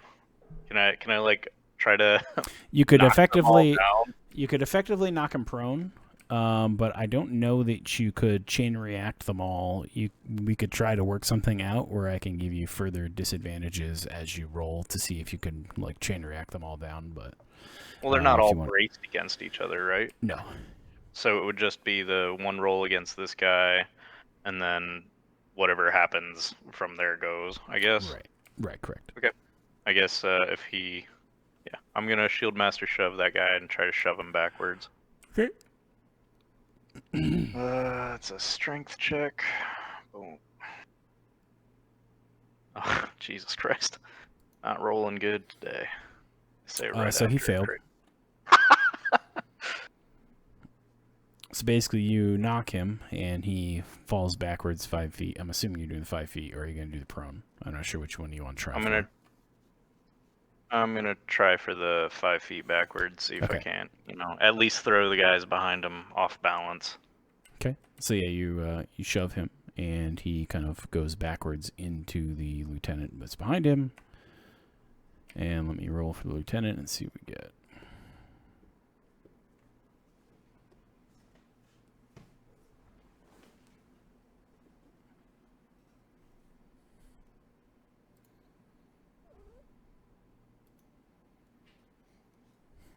All right, so lieutenant basically just he bounces into lieutenant, and lieutenant shoves him back.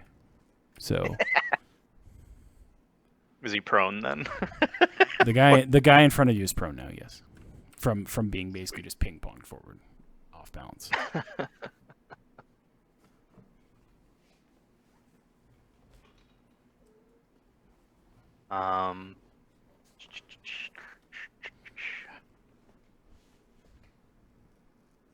Yeah, that's gonna be my turn. Thank you. Mm-hmm. Argo, you're up. I point down the slope at the Sahagin Blade Master, and he hears some bells.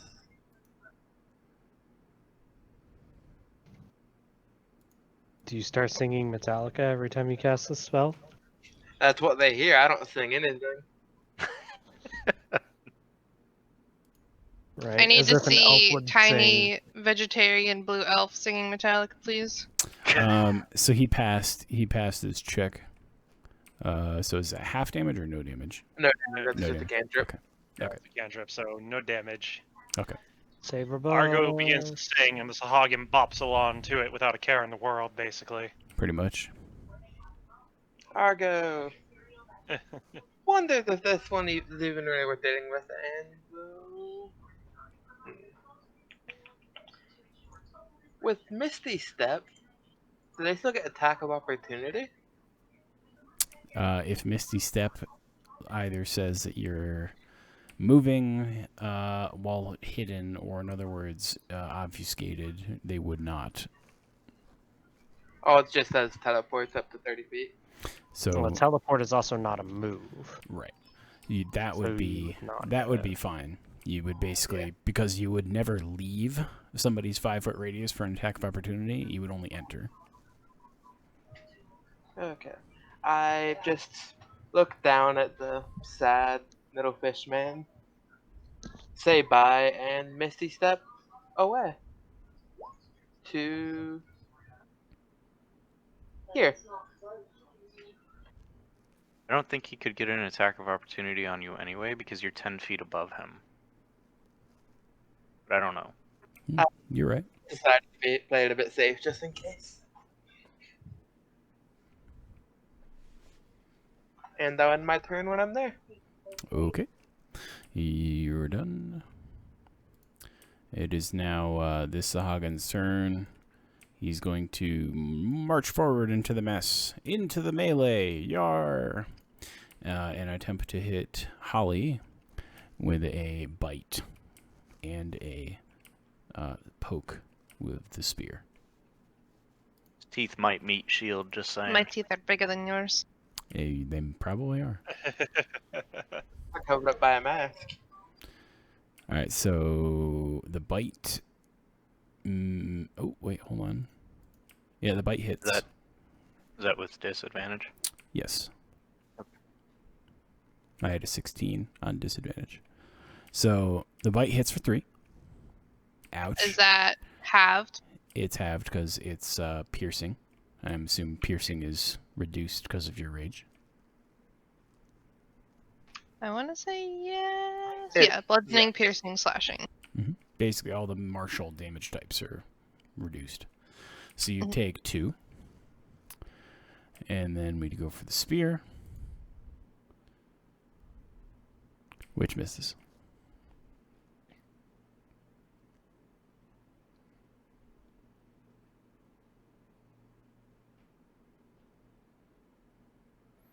And that is the end of his turn. And it is now the lieutenant's turn back here. And he is going to kind of file in and continue to shout his orders at the Sahagan around him. And that is his turn.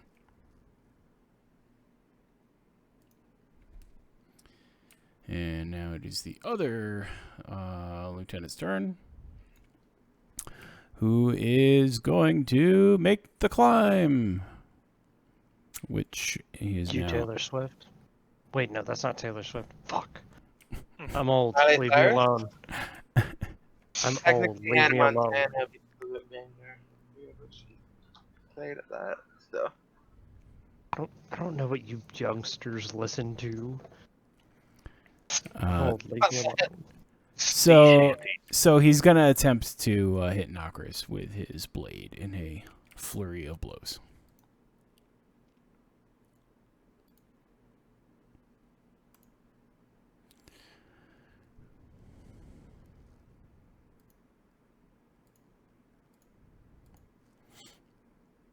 All right, so the first one is a hit for 7. Okay. I will use my reaction and cast shield.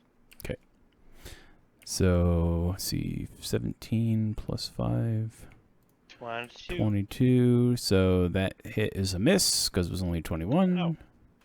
Sweet. Second one is still a miss. Third one is a hit for 16. Ow. He got mad. Yeah, the damage on that is surprisingly high. It's surprisingly variable too. Jesus. It is, what is it? 2d8 plus 3? Yeah, that makes sense.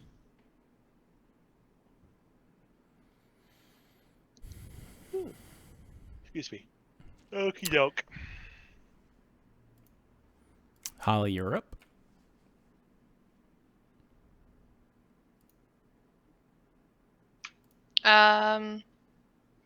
Alright. I'm going to start smacking on the guy that's prone. Okay.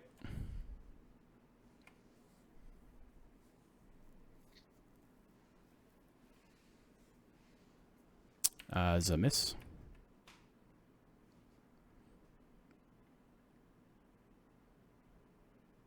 That's a hit. It has an AC of 14, everybody. I believe the sword masters are at 19 or 20 because of the plate plus shield. That would make sense. Yep, that's my turn.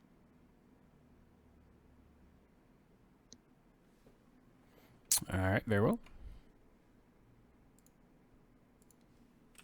So, future reference, Mr. DM, Lightning Lure will not cause somebody to take attacks of opportunity. All right, noted. You also would not have been able to get an attack of opportunity when that guy walked up to you in the first place. Neither would have Holly, but I kind of misnomered that, and I just went with it. So, Yeah. So, it's behind us now. mm-hmm. So, Holly is done. It is Grandma's turn. in that voice. Grandma would like to cast Scorching Ray. Okay. Targeting the one that is next to Nokros. Mm-hmm. So I'm going to go on a limb and say 26 is a hit. Okay. That is the first ray.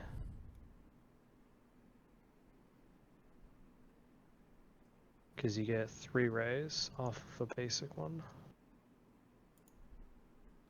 And is that just based upon your level of the spell? No, No. that's the base spell. The base spell gives you 3 rays. You can, just like Magic Missile, you can target them at different people. or you Gotcha. can- yeah. So the first one is a hit, second one is a miss. And the last one. It is also a miss. So 8 damage. Dalio then will then move up.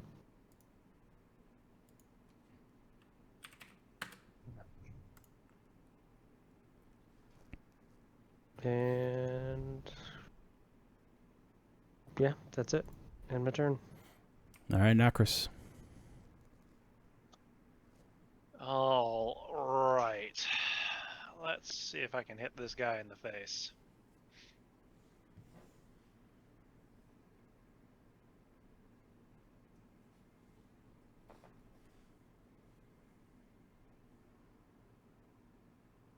No, not with that.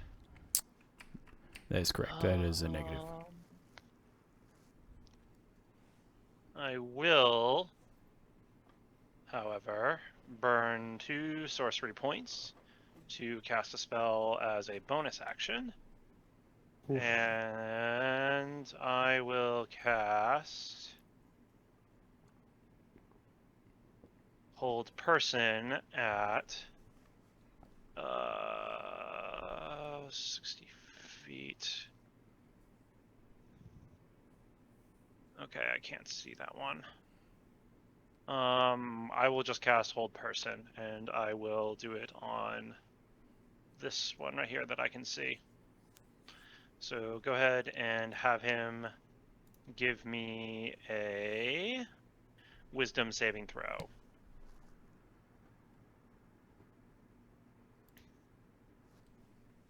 He failed. All right, for up to a minute, he's paralyzed. At the end of each of its turns, it can make another Wisdom saving throw. On success, the spell ends on the target. Mm-hmm. And that is my turn. All right.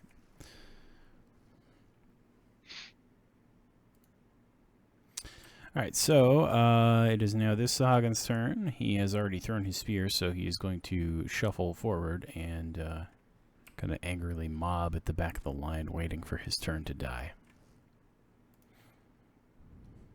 And the one in front of him, who is dazed and confused on the ground, is going to attempt to get up to his feet and retake his footing. Upon reclaiming his footing, he is going to attempt to bite and claw Azzy in front of him. And because it hasn't come back around... Oh, no, you don't have a shield buff like that. You're just passively 22. All right, so... bite. John does math. John discovers. This oh, is shit. a miss. That is a miss. 19 was close, but not He's quite. basically gumming me at this point. I mean, It's- yeah. Okay, So make now your it's your grandma turn. jokes. I'm gonna. I'm actually gonna repost the attacks that he missed as a reaction. Oh wait. Has anybody? Did I? I don't remember if anything attacked Holly. Something did, That- yes. Yeah. Okay. Cool. Then that would have been my reaction. So yep, just go ahead and do this. So that's a Dead? hit. It is dead. The one in front of you, correct?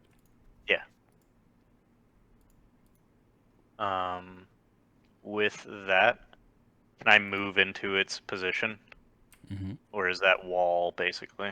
No, you can. That's enough of a passage that you can stand there. I'm gonna move up one, and I'm going to direct my attacks at the one directly north of me. 2 more Mhm. attacks. Well, that's a hit for 3. And a hit for 4 more. I will also use bonus action to Shield Master Bash, I guess this would be, to try to knock him prone. Actually, can I do it? Can I do that to the one on my right, or do I have to target the one I was attacking? I believe that it's on the target that you're already attacking. Then yeah, I'm gonna try to bash that guy to the ground.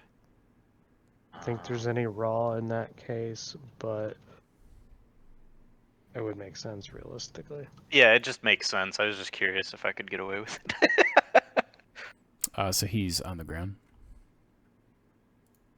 Now that he is on the ground, I'm going to I'm going to action surge. Oh no. So where is that? Action surge. You can take 1 additional action on your turn. This can be used 1 time per short rest. So I'm gonna action surge, and I'm gonna make a few more attacks on that motherfucker. Mm-hmm. These are with advantage, correct? Now that he's Because prone. he's prone. Yep. Is that right? All right. So 24. Is he still Mhm. alive? He is still alive.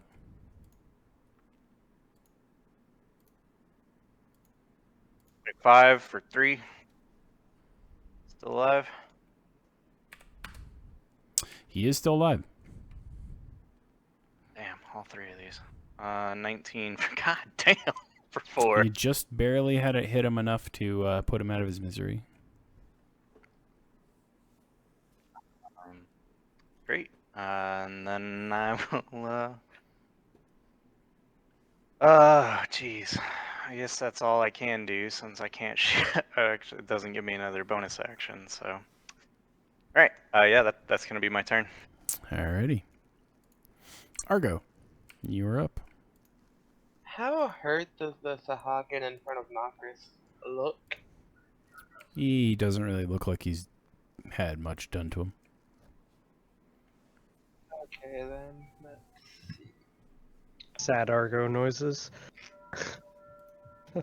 Well, no, it just means that I'll be doing the.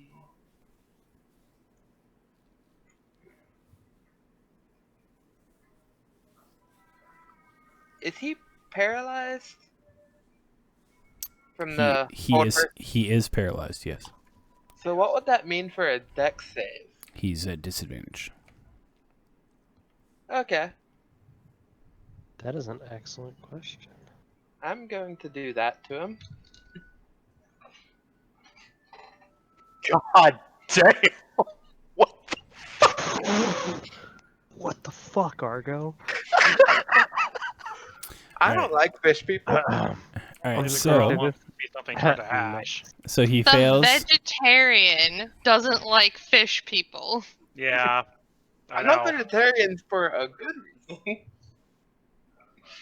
So he fails his ability to dodge your disintegration, and he takes the disintegration damage and is still presently held in place. So wait a minute. The elf is so just disgusted by meat bags that it turned her into a vegetarian. I don't know how she stands herself in the morning. I'm an elf. I'm perfect. So Oh God. Okay, here we go. Truly an elf. You'd hate my sister. is this spot a place I can stand, or is that wall because it looks a bit like it's just part of the wall? Is what a place you can stand at and see if you pinged or not? Right there? Yes. Yep, there's enough space for you to be there. I'll move there and end my turn. Okay. All right. It is the last of our fodder's turns. And he's going to attempt to hit Holly with a claw and a bite. Disadvantage, motherfucker. If you want to impose it, yeah. He ain't attacking me, so that's fine. So first attack is a miss, and the bite is also a miss. That is the end of his turn. It's now the lieutenant behind him's turn. He is going to step over here to attack Azzy with his multiple full swings of a melee. Does one also have a curved sword? He does. Okay. First is a miss. Second is a hit for 11 points. And the last one is a hit for 10. Are those with the -3 to them? No. And you can only -3 one of them. Have you seen those soldiers from Hammerfell? They have curved swords. Curved swords. Khajiit want coin? Khajiit has wares if you have the coin. You said 11 and 8? 11 and 10. 10. Okay. So 18, regardless of however you want to -3.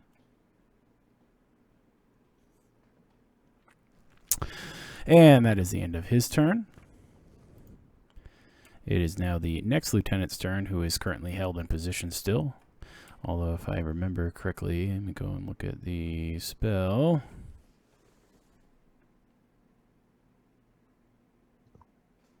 Okay, perfect. So it's a wisdom to see if he can break free.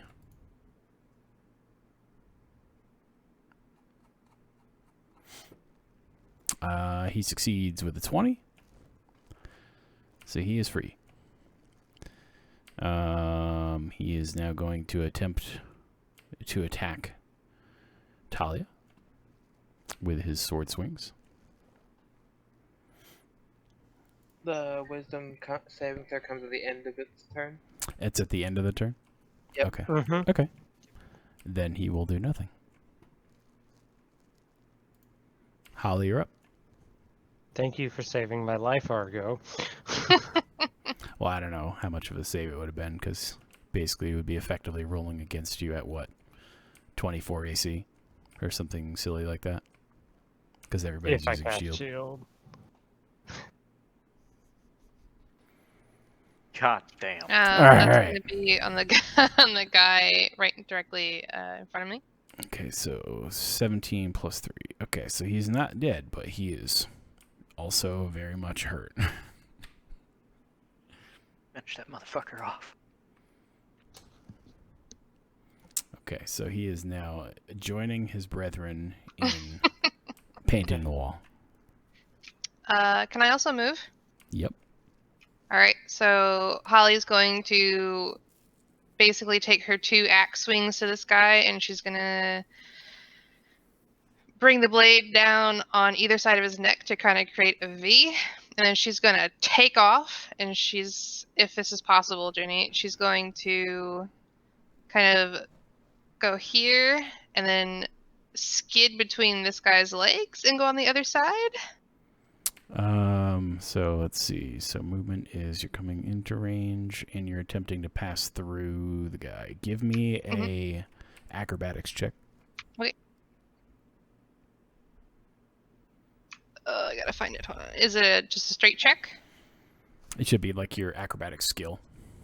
In your skills, like perception and stuff like that, there'll be one that be listed as acrobatics. Okay, so you succeed in basically Khajiit has mad Nut- hops. in nutmegging this guy sliding through. And I just ready my axe and just stand there. Okay. And that's the end of my turn. All right. Muah. Muah. Grandma, you're Finish up. it. All right.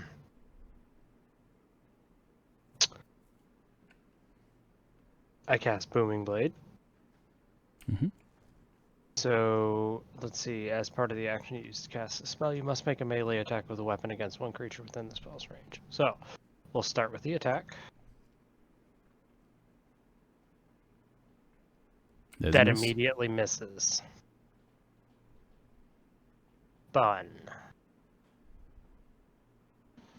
Okay, As a so reminder, that you do have fails. advantage. Pretty sure she has advantage because he's paralyzed, right? He is free. Oh, he saved. Oh. Okay, Mhm. Yeah, you have that 20. I didn't hear. Sorry. Well, either way, I did cast a cantrip, so Eldritch Knight things, I get another weapon attack anyways. That hits. Mhm. I hope. Mhm. I hope the Sahagin can't cast shield. Rise. Yeah, no. And I counter Okay, spell. and then I would like to action surge. I think you killed it. He is dead. But you can action Oh. surge if you want. And continue pounding it into paste? No, thank you. I'd like to save my action surge. I guess I have a move at that point, so... How do I do the, measure things in a line and put stopping points? Oh, right click. Yep. Got it. Okay, cool. I can move 25 feet to go. It's 10 feet to go through a person. Yeah, but it would still be enough because he has an additional 5. He would be 30. Because he can sidestep Yeah. you. There we go. I can move through my friends for free, right? Not quite, but where Argo is currently positioned is not. I can step in your- diagonal cor- around. Correct. Argo. Yeah, I'm it's a hiding wide- in a corner. Okay, now I action surge. Mhm. Check mark that. And then I will just do 3 attacks on that one. First one, You hit. second, Miss. Nope. Third Miss. is also a miss. Damn arthritis. Okay. Next person.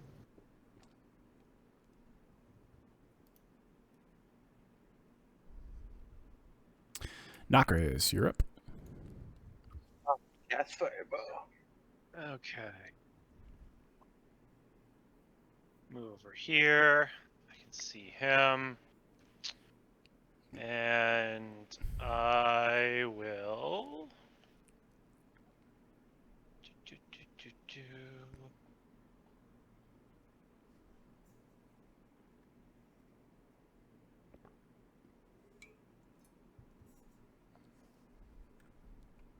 And I will cast. I'll try and hit it with a Ray of Frost, actually. Okay.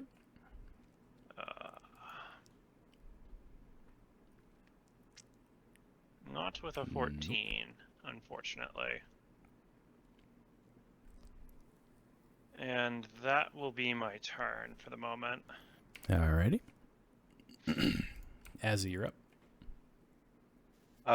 I'd actually like to hold my action until directly after the Sahagan's turn, if that's possible. You got it. Argo, you're up. I point and the bells are tolled.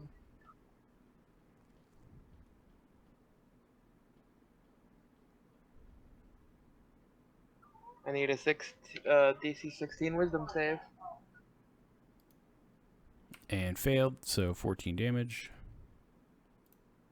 And I'll stay where I am and end my turn. Blade Master's turn. He's going to attempt to attack Grandma. Everybody hates Grandma. What the fuck? So as it sits, the first attack is a hit. Okay. Can I impose disadvantage even though I've held my turn? Is that still a thing, or? You can. Yeah, 'cause you haven't spent your disadvantaging reaction. Then yeah, I'll go ahead and Okay. do that. So the 20 becomes a 19, which is currently a tie. Still hits. So.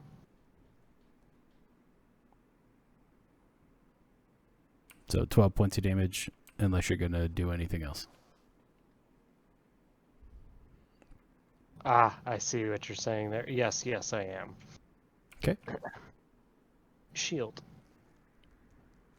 All right, so then that is a miss. The next swing is a miss. Last swing is a miss. Our party loves this spell. Yep, but you'll eventually run out of spell slots, so. Exactly. And then I John's new the game. charm. All right, so it is now the end of his turn. So, Azzy, you get to go. As Right. is your way for holding your attack. Thank you. I'm going to make 3 attacks on it.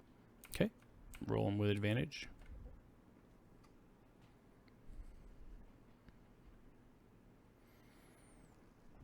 Says a hit for 8, a miss, and a hit for 9. So 17. One of those, I'm going to burn another superiority die and do. Sorry, I have to find it. Trip attack. Mhm. So on one of those, he'll take an additional 5 damage, and I need a strength save of 14. And he succeeds with a 15. Okay. On top of that, I'm going to bonus action Shield Master Shove and try to prone him that way. Okay. Nat 20. So he rolled a 20, but it wasn't a natural. So your bonus on top with the 22 is successful, and he is currently proned.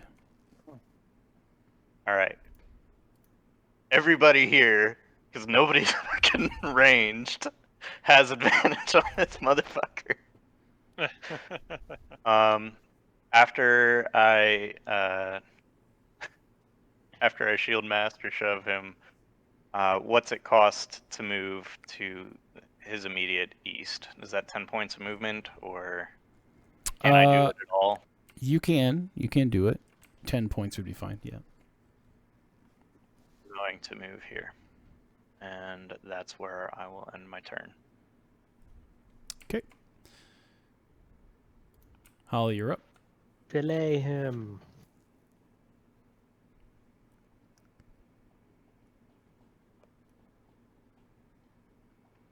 So 12 is a miss.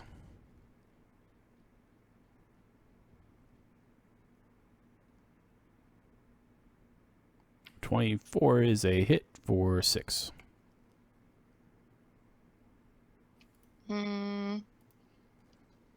Is there any chance I can use one of my luck slots on that first hit? What does the luck slot do for you? Basically just re-roll the die. I have 3 luck points per long cast. Whenever I make an attack roll, ability check, or saving throw, I can spend 1 to roll an additional d20, and I choose which die to use. You can choose to spend the luck points after you roll the die, but before the outcome is determined. Okay. So technically, go ahead. Because the way that the rolls work in this is that you generally will roll all the damage and everything at the same time. So just because you would basically know the AC anyways. So 15 still would not be a hit. Yeah. Well, Plus that's gonna 6. that's 15 on the dice. Don't forget your modifiers as well. Ah, So- right. So it is +6. So then that's 21 25. is a hit for the 6 points of damage. Plus Okay. 3 is 9. And that's my turn.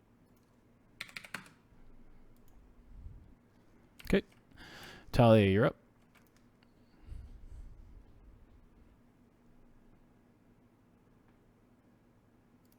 I have so many options.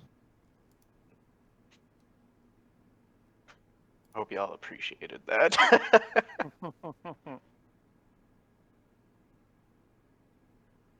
Hmm. I'm going to burn a spell slot and cast Melf's Acid Arrow on it. Wait, isn't that a ranged thing? Mm-hmm. Yes. So you have disadvantage on it?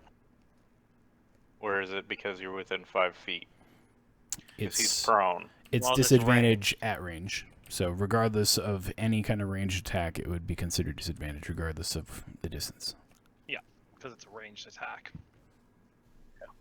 Yes. So. Disadvantage. Go. Ow. No hit. Damn. Motherfucker. That sucks. Whatever. Use my Eldritch Knight thing. Attack as bonus action.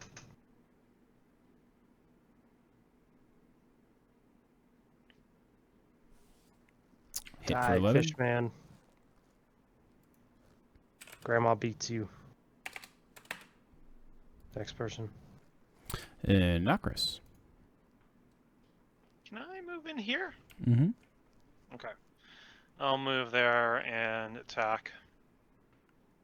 'Kay. Since he is on the ground.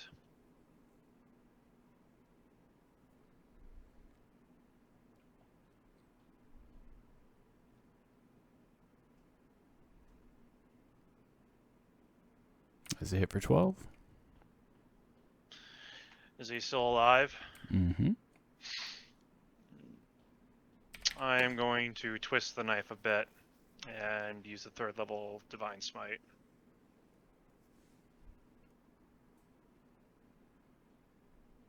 So that will be...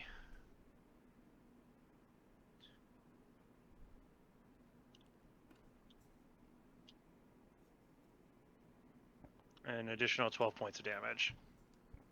Alrighty. What the fuck, man? 2 1s in that? Sucks.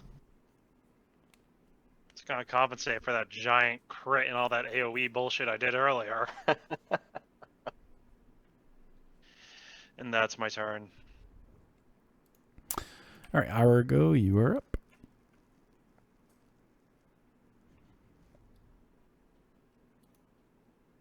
How many not ranged I can do, so I'm just gonna make him roll against Wisdom DC again. He fails. So he takes 23. And then I'll end my turn. All right. He is still there. This guy's a fucking beast.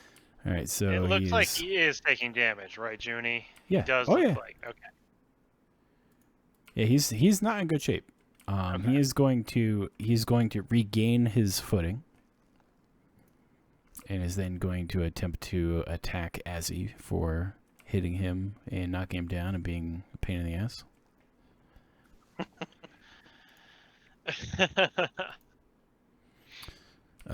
So the first swing is a hit for 12. Second swing is a hit for 13.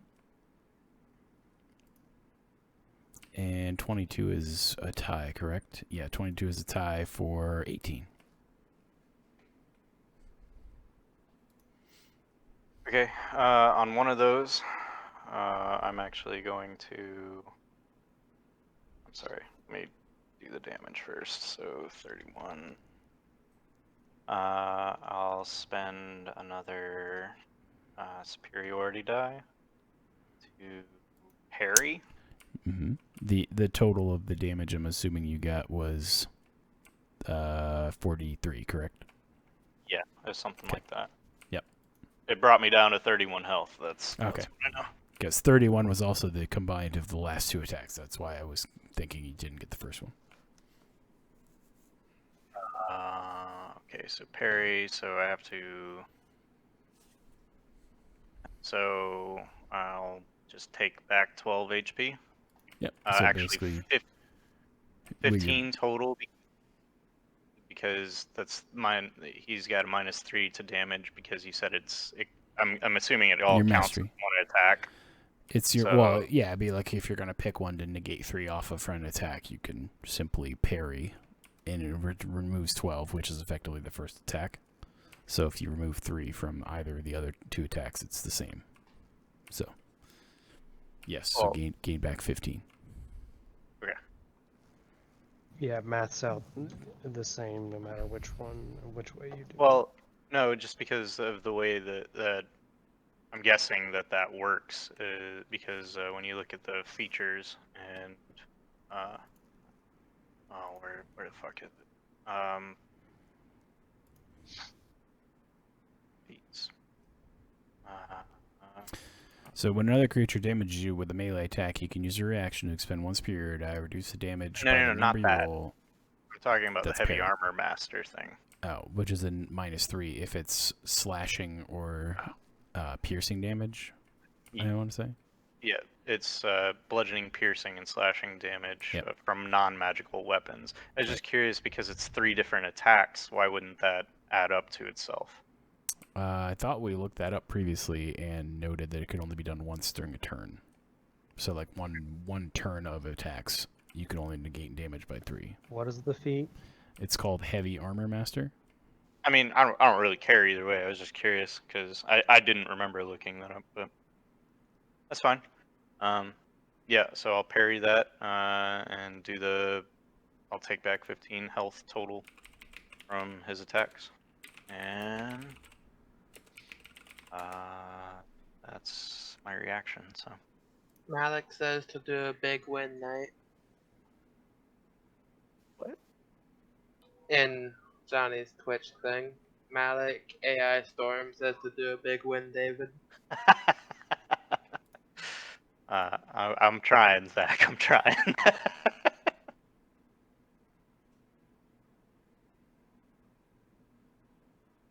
Is he gonna do anything else to me? Because he just You have an fucking ripped me down to Mm-mm. half my health. That's everything you can do. So it is your turn. Well, let's try to return the favor. Being in the back is great. I don't get hit at all. You say that now. Oh, We're I moving don't to get the middle. advantage. Damn.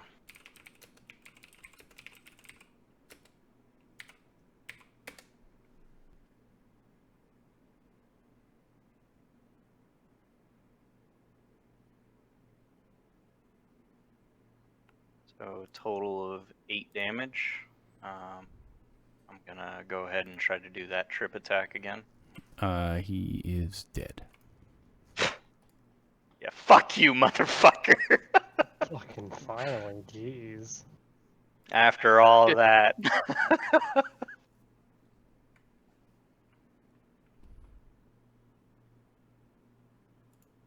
Into the corpse of the fucker and kind of breathe, like puts his hands on his knees and takes a breather. You guys want to take a bit of a rest before we investigate any further? Yeah, we've got some time. Get a short rest then. Yeah. I have to ask, did you crit me 3 different times there? No. If they were crit, they would have been more. Serious? Those were standard damage roll attacks. Mm-hmm. Things hit Yeah, like also fucking get big Penn number. State monks. It was a 24 for 12, 23 for 13, and a 22 for 18. Holy shit. So What? You know what? I guess it doesn't matter. You can hover over Thanks. the. Oh, you can't see these shit. I was gonna say you can hover over the dice and look at it if you want, but No. No, I'm okay. I don't. I I have the utmost faith in you. I was just the last time I took this amount of damage was from a trap that was basically a wall of thorns.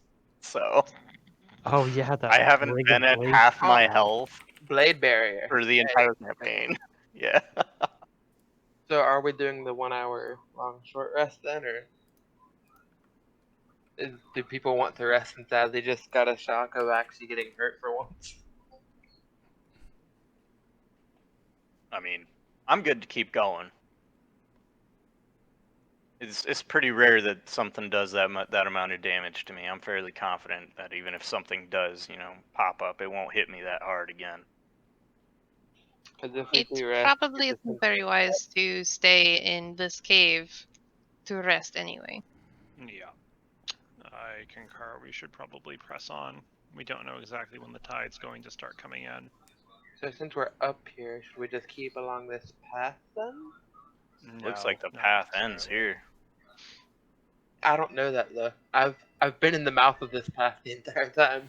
so That's right. now that you were actually able to look around, let me read you the description of the current area that you're in.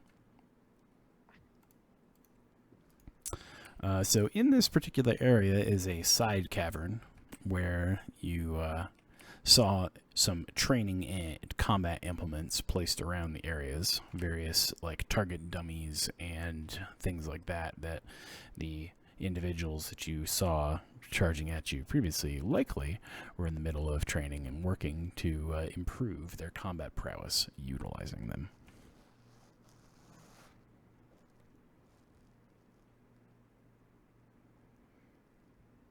Not very likely that anything else is left in this cave. Not very likely, but we should still do our due diligence. Let As me he hops down here. Yeah, let me just check it before you move your character down. Let me just check everybody's passive wisdom. Does anyone have passive wisdom over 16? Not yet. I don't think that No. anybody does. Okay. Are I you just wanna talking make about sure. your passive perception? Yes, passive perception of 16 or higher. Old Talia 1.0 had a 20, but No. No, okay. That's what I thought. Not I was just good. making sure. So yes, go ahead. You can carry on. I'm going to use up. Oh. As I jump down, I will heal both Holly and Azzy for a little bit of health with the last of my lay on hands. I kind of jump down and put my hand on one of their shoulders each, and I use the last, and they each heal 5 hit points. Should have saved it for yourself, bud, but thank you. I have enough potions, I'm sure, to make a bear drunk off of them. Speaking of which, I take another potion and I chug it down. Very well. Unless somebody wants to keep investigating, I'm not gonna lie, I'm just here for the Sahagin. Let's keep looking just to be sure that we're not missing anything. I go down the slope a bit slower than those who jump. I take it a bit slower. Why don't you just hop on my back? That require touching someone. that is so hard. Sassy little elf. I'm gonna spit on you. Alright, maybe it's someone else.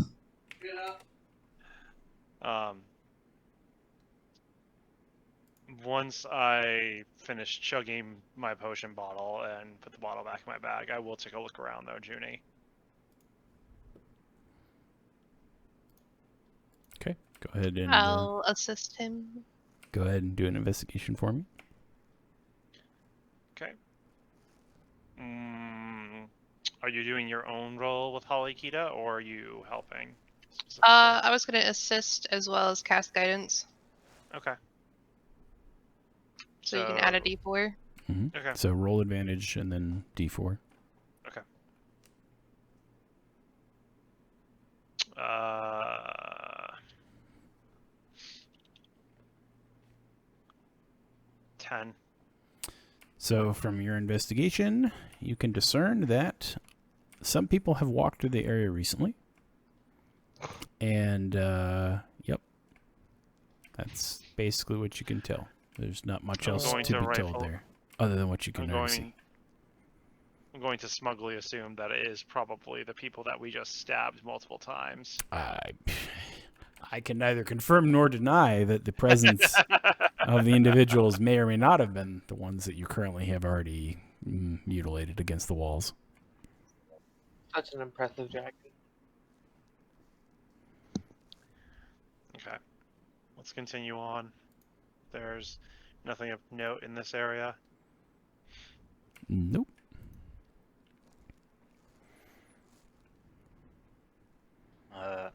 He's just gonna keep following this crossroad. So I guess about here. Okay. So as you begin approaching the fork, you can see to the left that there is a small winding passage that potentially is going off in another direction. You're not able to see the end of just quite from where you are. And that to the east, you can hear the soft, subtle sounds of weird fish priest chanting. And in the room you find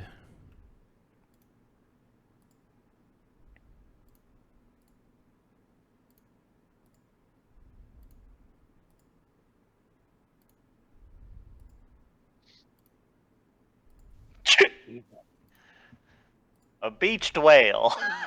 What is this? in the room. Look. This is a lot more than what was in this cave when we saw it last week, okay? Because some of them weren't hidden like they were supposed to be, and some were. So anyways, in this cavern at the end, you discern a summoning circle, or some kind of a weird circle on the ground, in which a construct made out of bones takes the somewhat awkward shape of a shark, but it has feet, which is very strange. So there is a footed shark skeleton that is of massive proportion, surrounded by a circle of priests that are currently chanting, and there is one high priest here at the front who is leading the current events. And current events Yeah. about And- the Hagen. and have not quite yet noticed your presence as they are focused on the ritual. Okay, I just want to point out that this is, like a skeletal-footed shark. Mm-hmm. Hashtag only in D&D. Yep. It's comical because the actual module book even denotes that they have a circle around which they are summoning and channeling a giant shark skeleton, and that it has feet. It has movement of 20 feet. The shark has skeletal feet attached by some demented necromancer and gains a walking speed of 20 feet. So there you have it. By some demented necromancer. If you guys want, I could cast some magics in there and make them alerted. If we want this fight, On our terms. Not. because I feel like we should need to deal with this. So it's either our terms or they come at us with 12. Junie, for the people in the front that can actually see this, does it look like their ritual is almost complete, or does it look like it's still underway? It's pretty much complete, yeah. The shark is basically there in its entirety, but they're still chanting. So I can't really divulge anything more about what is going on other than it appears that everything is complete. Okay. With any knowledge, would any knowledge of magic help know if there could be some consequences of trying to stop this ritual before it finishes completely? Or Well, if you wanna debate the minutia of that, you can try giving me an Arcana and see if you would know the association of whether or not something like that would affect this particular ritual. So from your in-depth knowledge of magics and what you see is likely happening in front of you, you can determine that the interruption of this junction would not affect anything with the outcome of the current situation. I whisper to Holly and Azzy that it's too far along to be able to stop completely, but I can at least make it a bit harder for them to focus on us, if that's how they want to try this. Well, we came here to do a job. If Vazzy were to stand here and Holly were to stand here, would anybody be able to get past us on either side? No. Do we have the element of surprise, I take it? So I For can the just moment. move in there. For the moment, you do. Do you want me to cast this before you go in there, just in case you get hit by it? Sure. I don't know what you're casting, but do it. It's a thing to... Well, I'll put the spell in so you know what I'm about to throw out, because I'm bad at describing things. Before I cast it, this is just so people can see it. And I'm bad at pushing buttons, too. It's Synaptic Static. That's not what I meant to push, I meant to hit You display. should be able to just tell it to display. There you Yeah, when I went to click on it, I went too far up.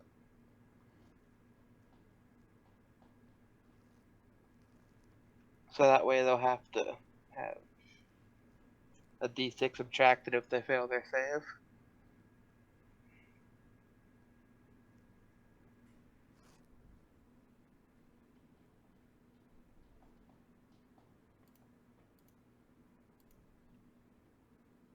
So I could try and throw that in before you guys rush up to get close.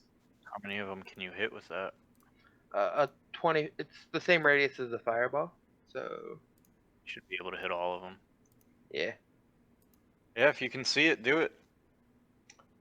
With the focal point of the radius being right there. Right here on that square. Mm-hmm. You said it's 20 feet though? It's a 20-foot radius, yes. Does it stay there, or is it just No, like, it's it just hits them the once? initial blast, and each of the people in it have to make the saving throw. Okay. It's instantaneous, so its effect takes place and then it's done. And it'd be 30 damage if they fail. If they succeed, it's half. I'm with you, Kita. I was looking at that. I'm like, this could be bad. Oh no, when I read it, it said that it was just when it happens. It didn't say anything about any kind of lasting effect on the ground. Yeah, it just says the duration says instantaneous. So yeah, once I saw the duration, it's fine. But it's one of those things where first hearing it and seeing its range, Yeah. it's like, what's its duration? Because I ain't walking into that. No. So yeah, if anything has less than a 2 of intelligence, they are not affected. But I would assume if anything, that's only the shark skeleton, if that. Shark skeleton probably doesn't have an intelligence, I'm willing to bet. It has a stat block, but it's less than 2. Kind of guessed. It is just a skeleton after all. It's okay, Mr. Skeletal.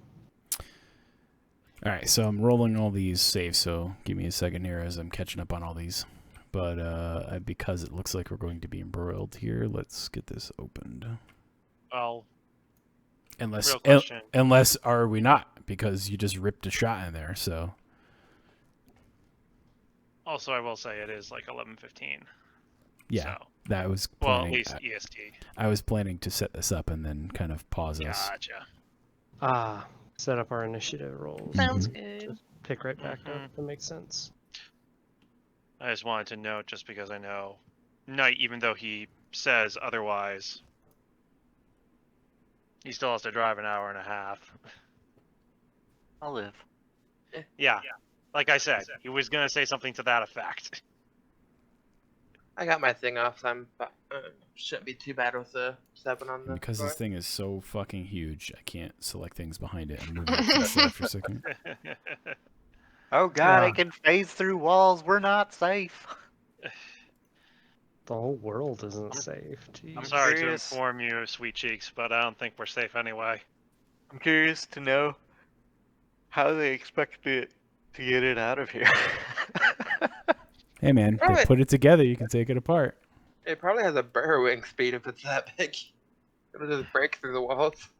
So, Eh, Jenny, I have a question. I have Mhm. advantage on initiative rolls, Right. So and I rolled a 21, but it showed up as 14. Like on the actual turn Um, order, it shows up as 14. how is that possible? Because Oh, it because it rolled overwrote. Yeah, because you Yeah. rolled it twice. So when you roll it Oh. twice, it accepts the second roll. So let me do this. Well, yeah, it's just whenever I clicked on the initiative thing in actual D&D Beyond and rolled it, and it automatically rolled it twice like that. Okay. Try. Yeah, we'll just have to watch that. Because when we roll initiative for you, just watch that, or just try holding shift when you click initiative and see if it compacts it into an advantaged roll. Okay, no, it just rolls it once. weird. Yeah, Would it's you be kind of able to- strange. There might be something combined in the advanced settings to it being a barbarian thing. No, because it should. Actually, it did roll it twice, I think. It did. Yeah, it successfully rolled it twice when she clicked it, but the problem is that it basically like overrode it instead of taking the Yeah. highest of the two. It just overrode. It's doing 2d20s. It's doing I'll something just- funky. Yeah, Uh, I'll make sure I keep an eye on it just Yeah. going forward. So if you hold shift and you do it and like go hover over the 7, it Mhm. in parentheses it says 6 + 2 + 1, right? And the 2 is grayed out because that was your advantage roll. So you got a 6 it's + 1. showing it like just one roll. Yeah, it's just showing it as one roll. Which is interesting that when she did it, it rolled it twice. I have no idea. I don't know. All right, well, so be it. When you go to roll it in the future, do hold shift when you roll it, because as your husbando is saying, it correctly relates to the fact that it is showing the rolls of both dice and then getting your bonus on it. So it's Okay. correctly doing what it's supposed to be doing. It just doesn't look like it. Out Alright. of curiosity, how many of them passed their... Save. I'm still rolling it because I had to set up Oh. initiatives first. Alright, I forgot there was like a million things you could roll. Okay. So In your so the pants, shark- Argo. yeah, so the He's got shark to do a doesn't take anything. The shark doesn't take anything. And these are what, wisdom saves? Intelligence Intelligence save. saves. All right. Let's go 1. I'm going to go from top right around. So it has to be what, 15? 16. 16. All right. You are one of So- the most bloodthirsty wizards I've come across. Bottom right. Bottom middle. Bottom left. I don't know if that should make me happy or if I should be wary of you at times. All right, let me move this I don't again. know. All right, so I'm going to mark these with a status. So we'll go.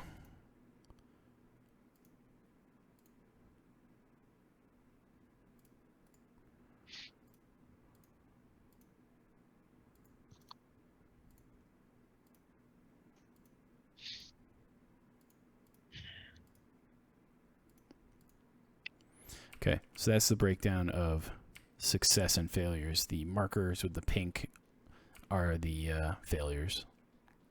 So they are the ones that did not pass the synaptic check. But they're muddled. Correct. And they took the full damage, yeah. Correct. So I'm divvying that out now for them. 1 second. Just hope you kill some outright. God damn it. It was only like 30 damage. I don't think I'm gonna kill any of them outright. I mean, they're just priests, not like the Blade Masters. But priests can be deceptively bulky. So Looking the at others take half damage, correct? And it's psychic if that means anything for the... Yeah, it doesn't for them. Surprise, they're all old gods warlocks. You take all that psychic damage back. Oh boy, I'm going on a trip then. Because that's like 6 enemies all getting that psychic damage back. At least 90 damage. And those 3 saved. So that's 45. That's 135 points of damage. That's enough to wipe any one of us out. Okay, they are Oh all no, set. that instant kill. That would instant kill me. That does double my health.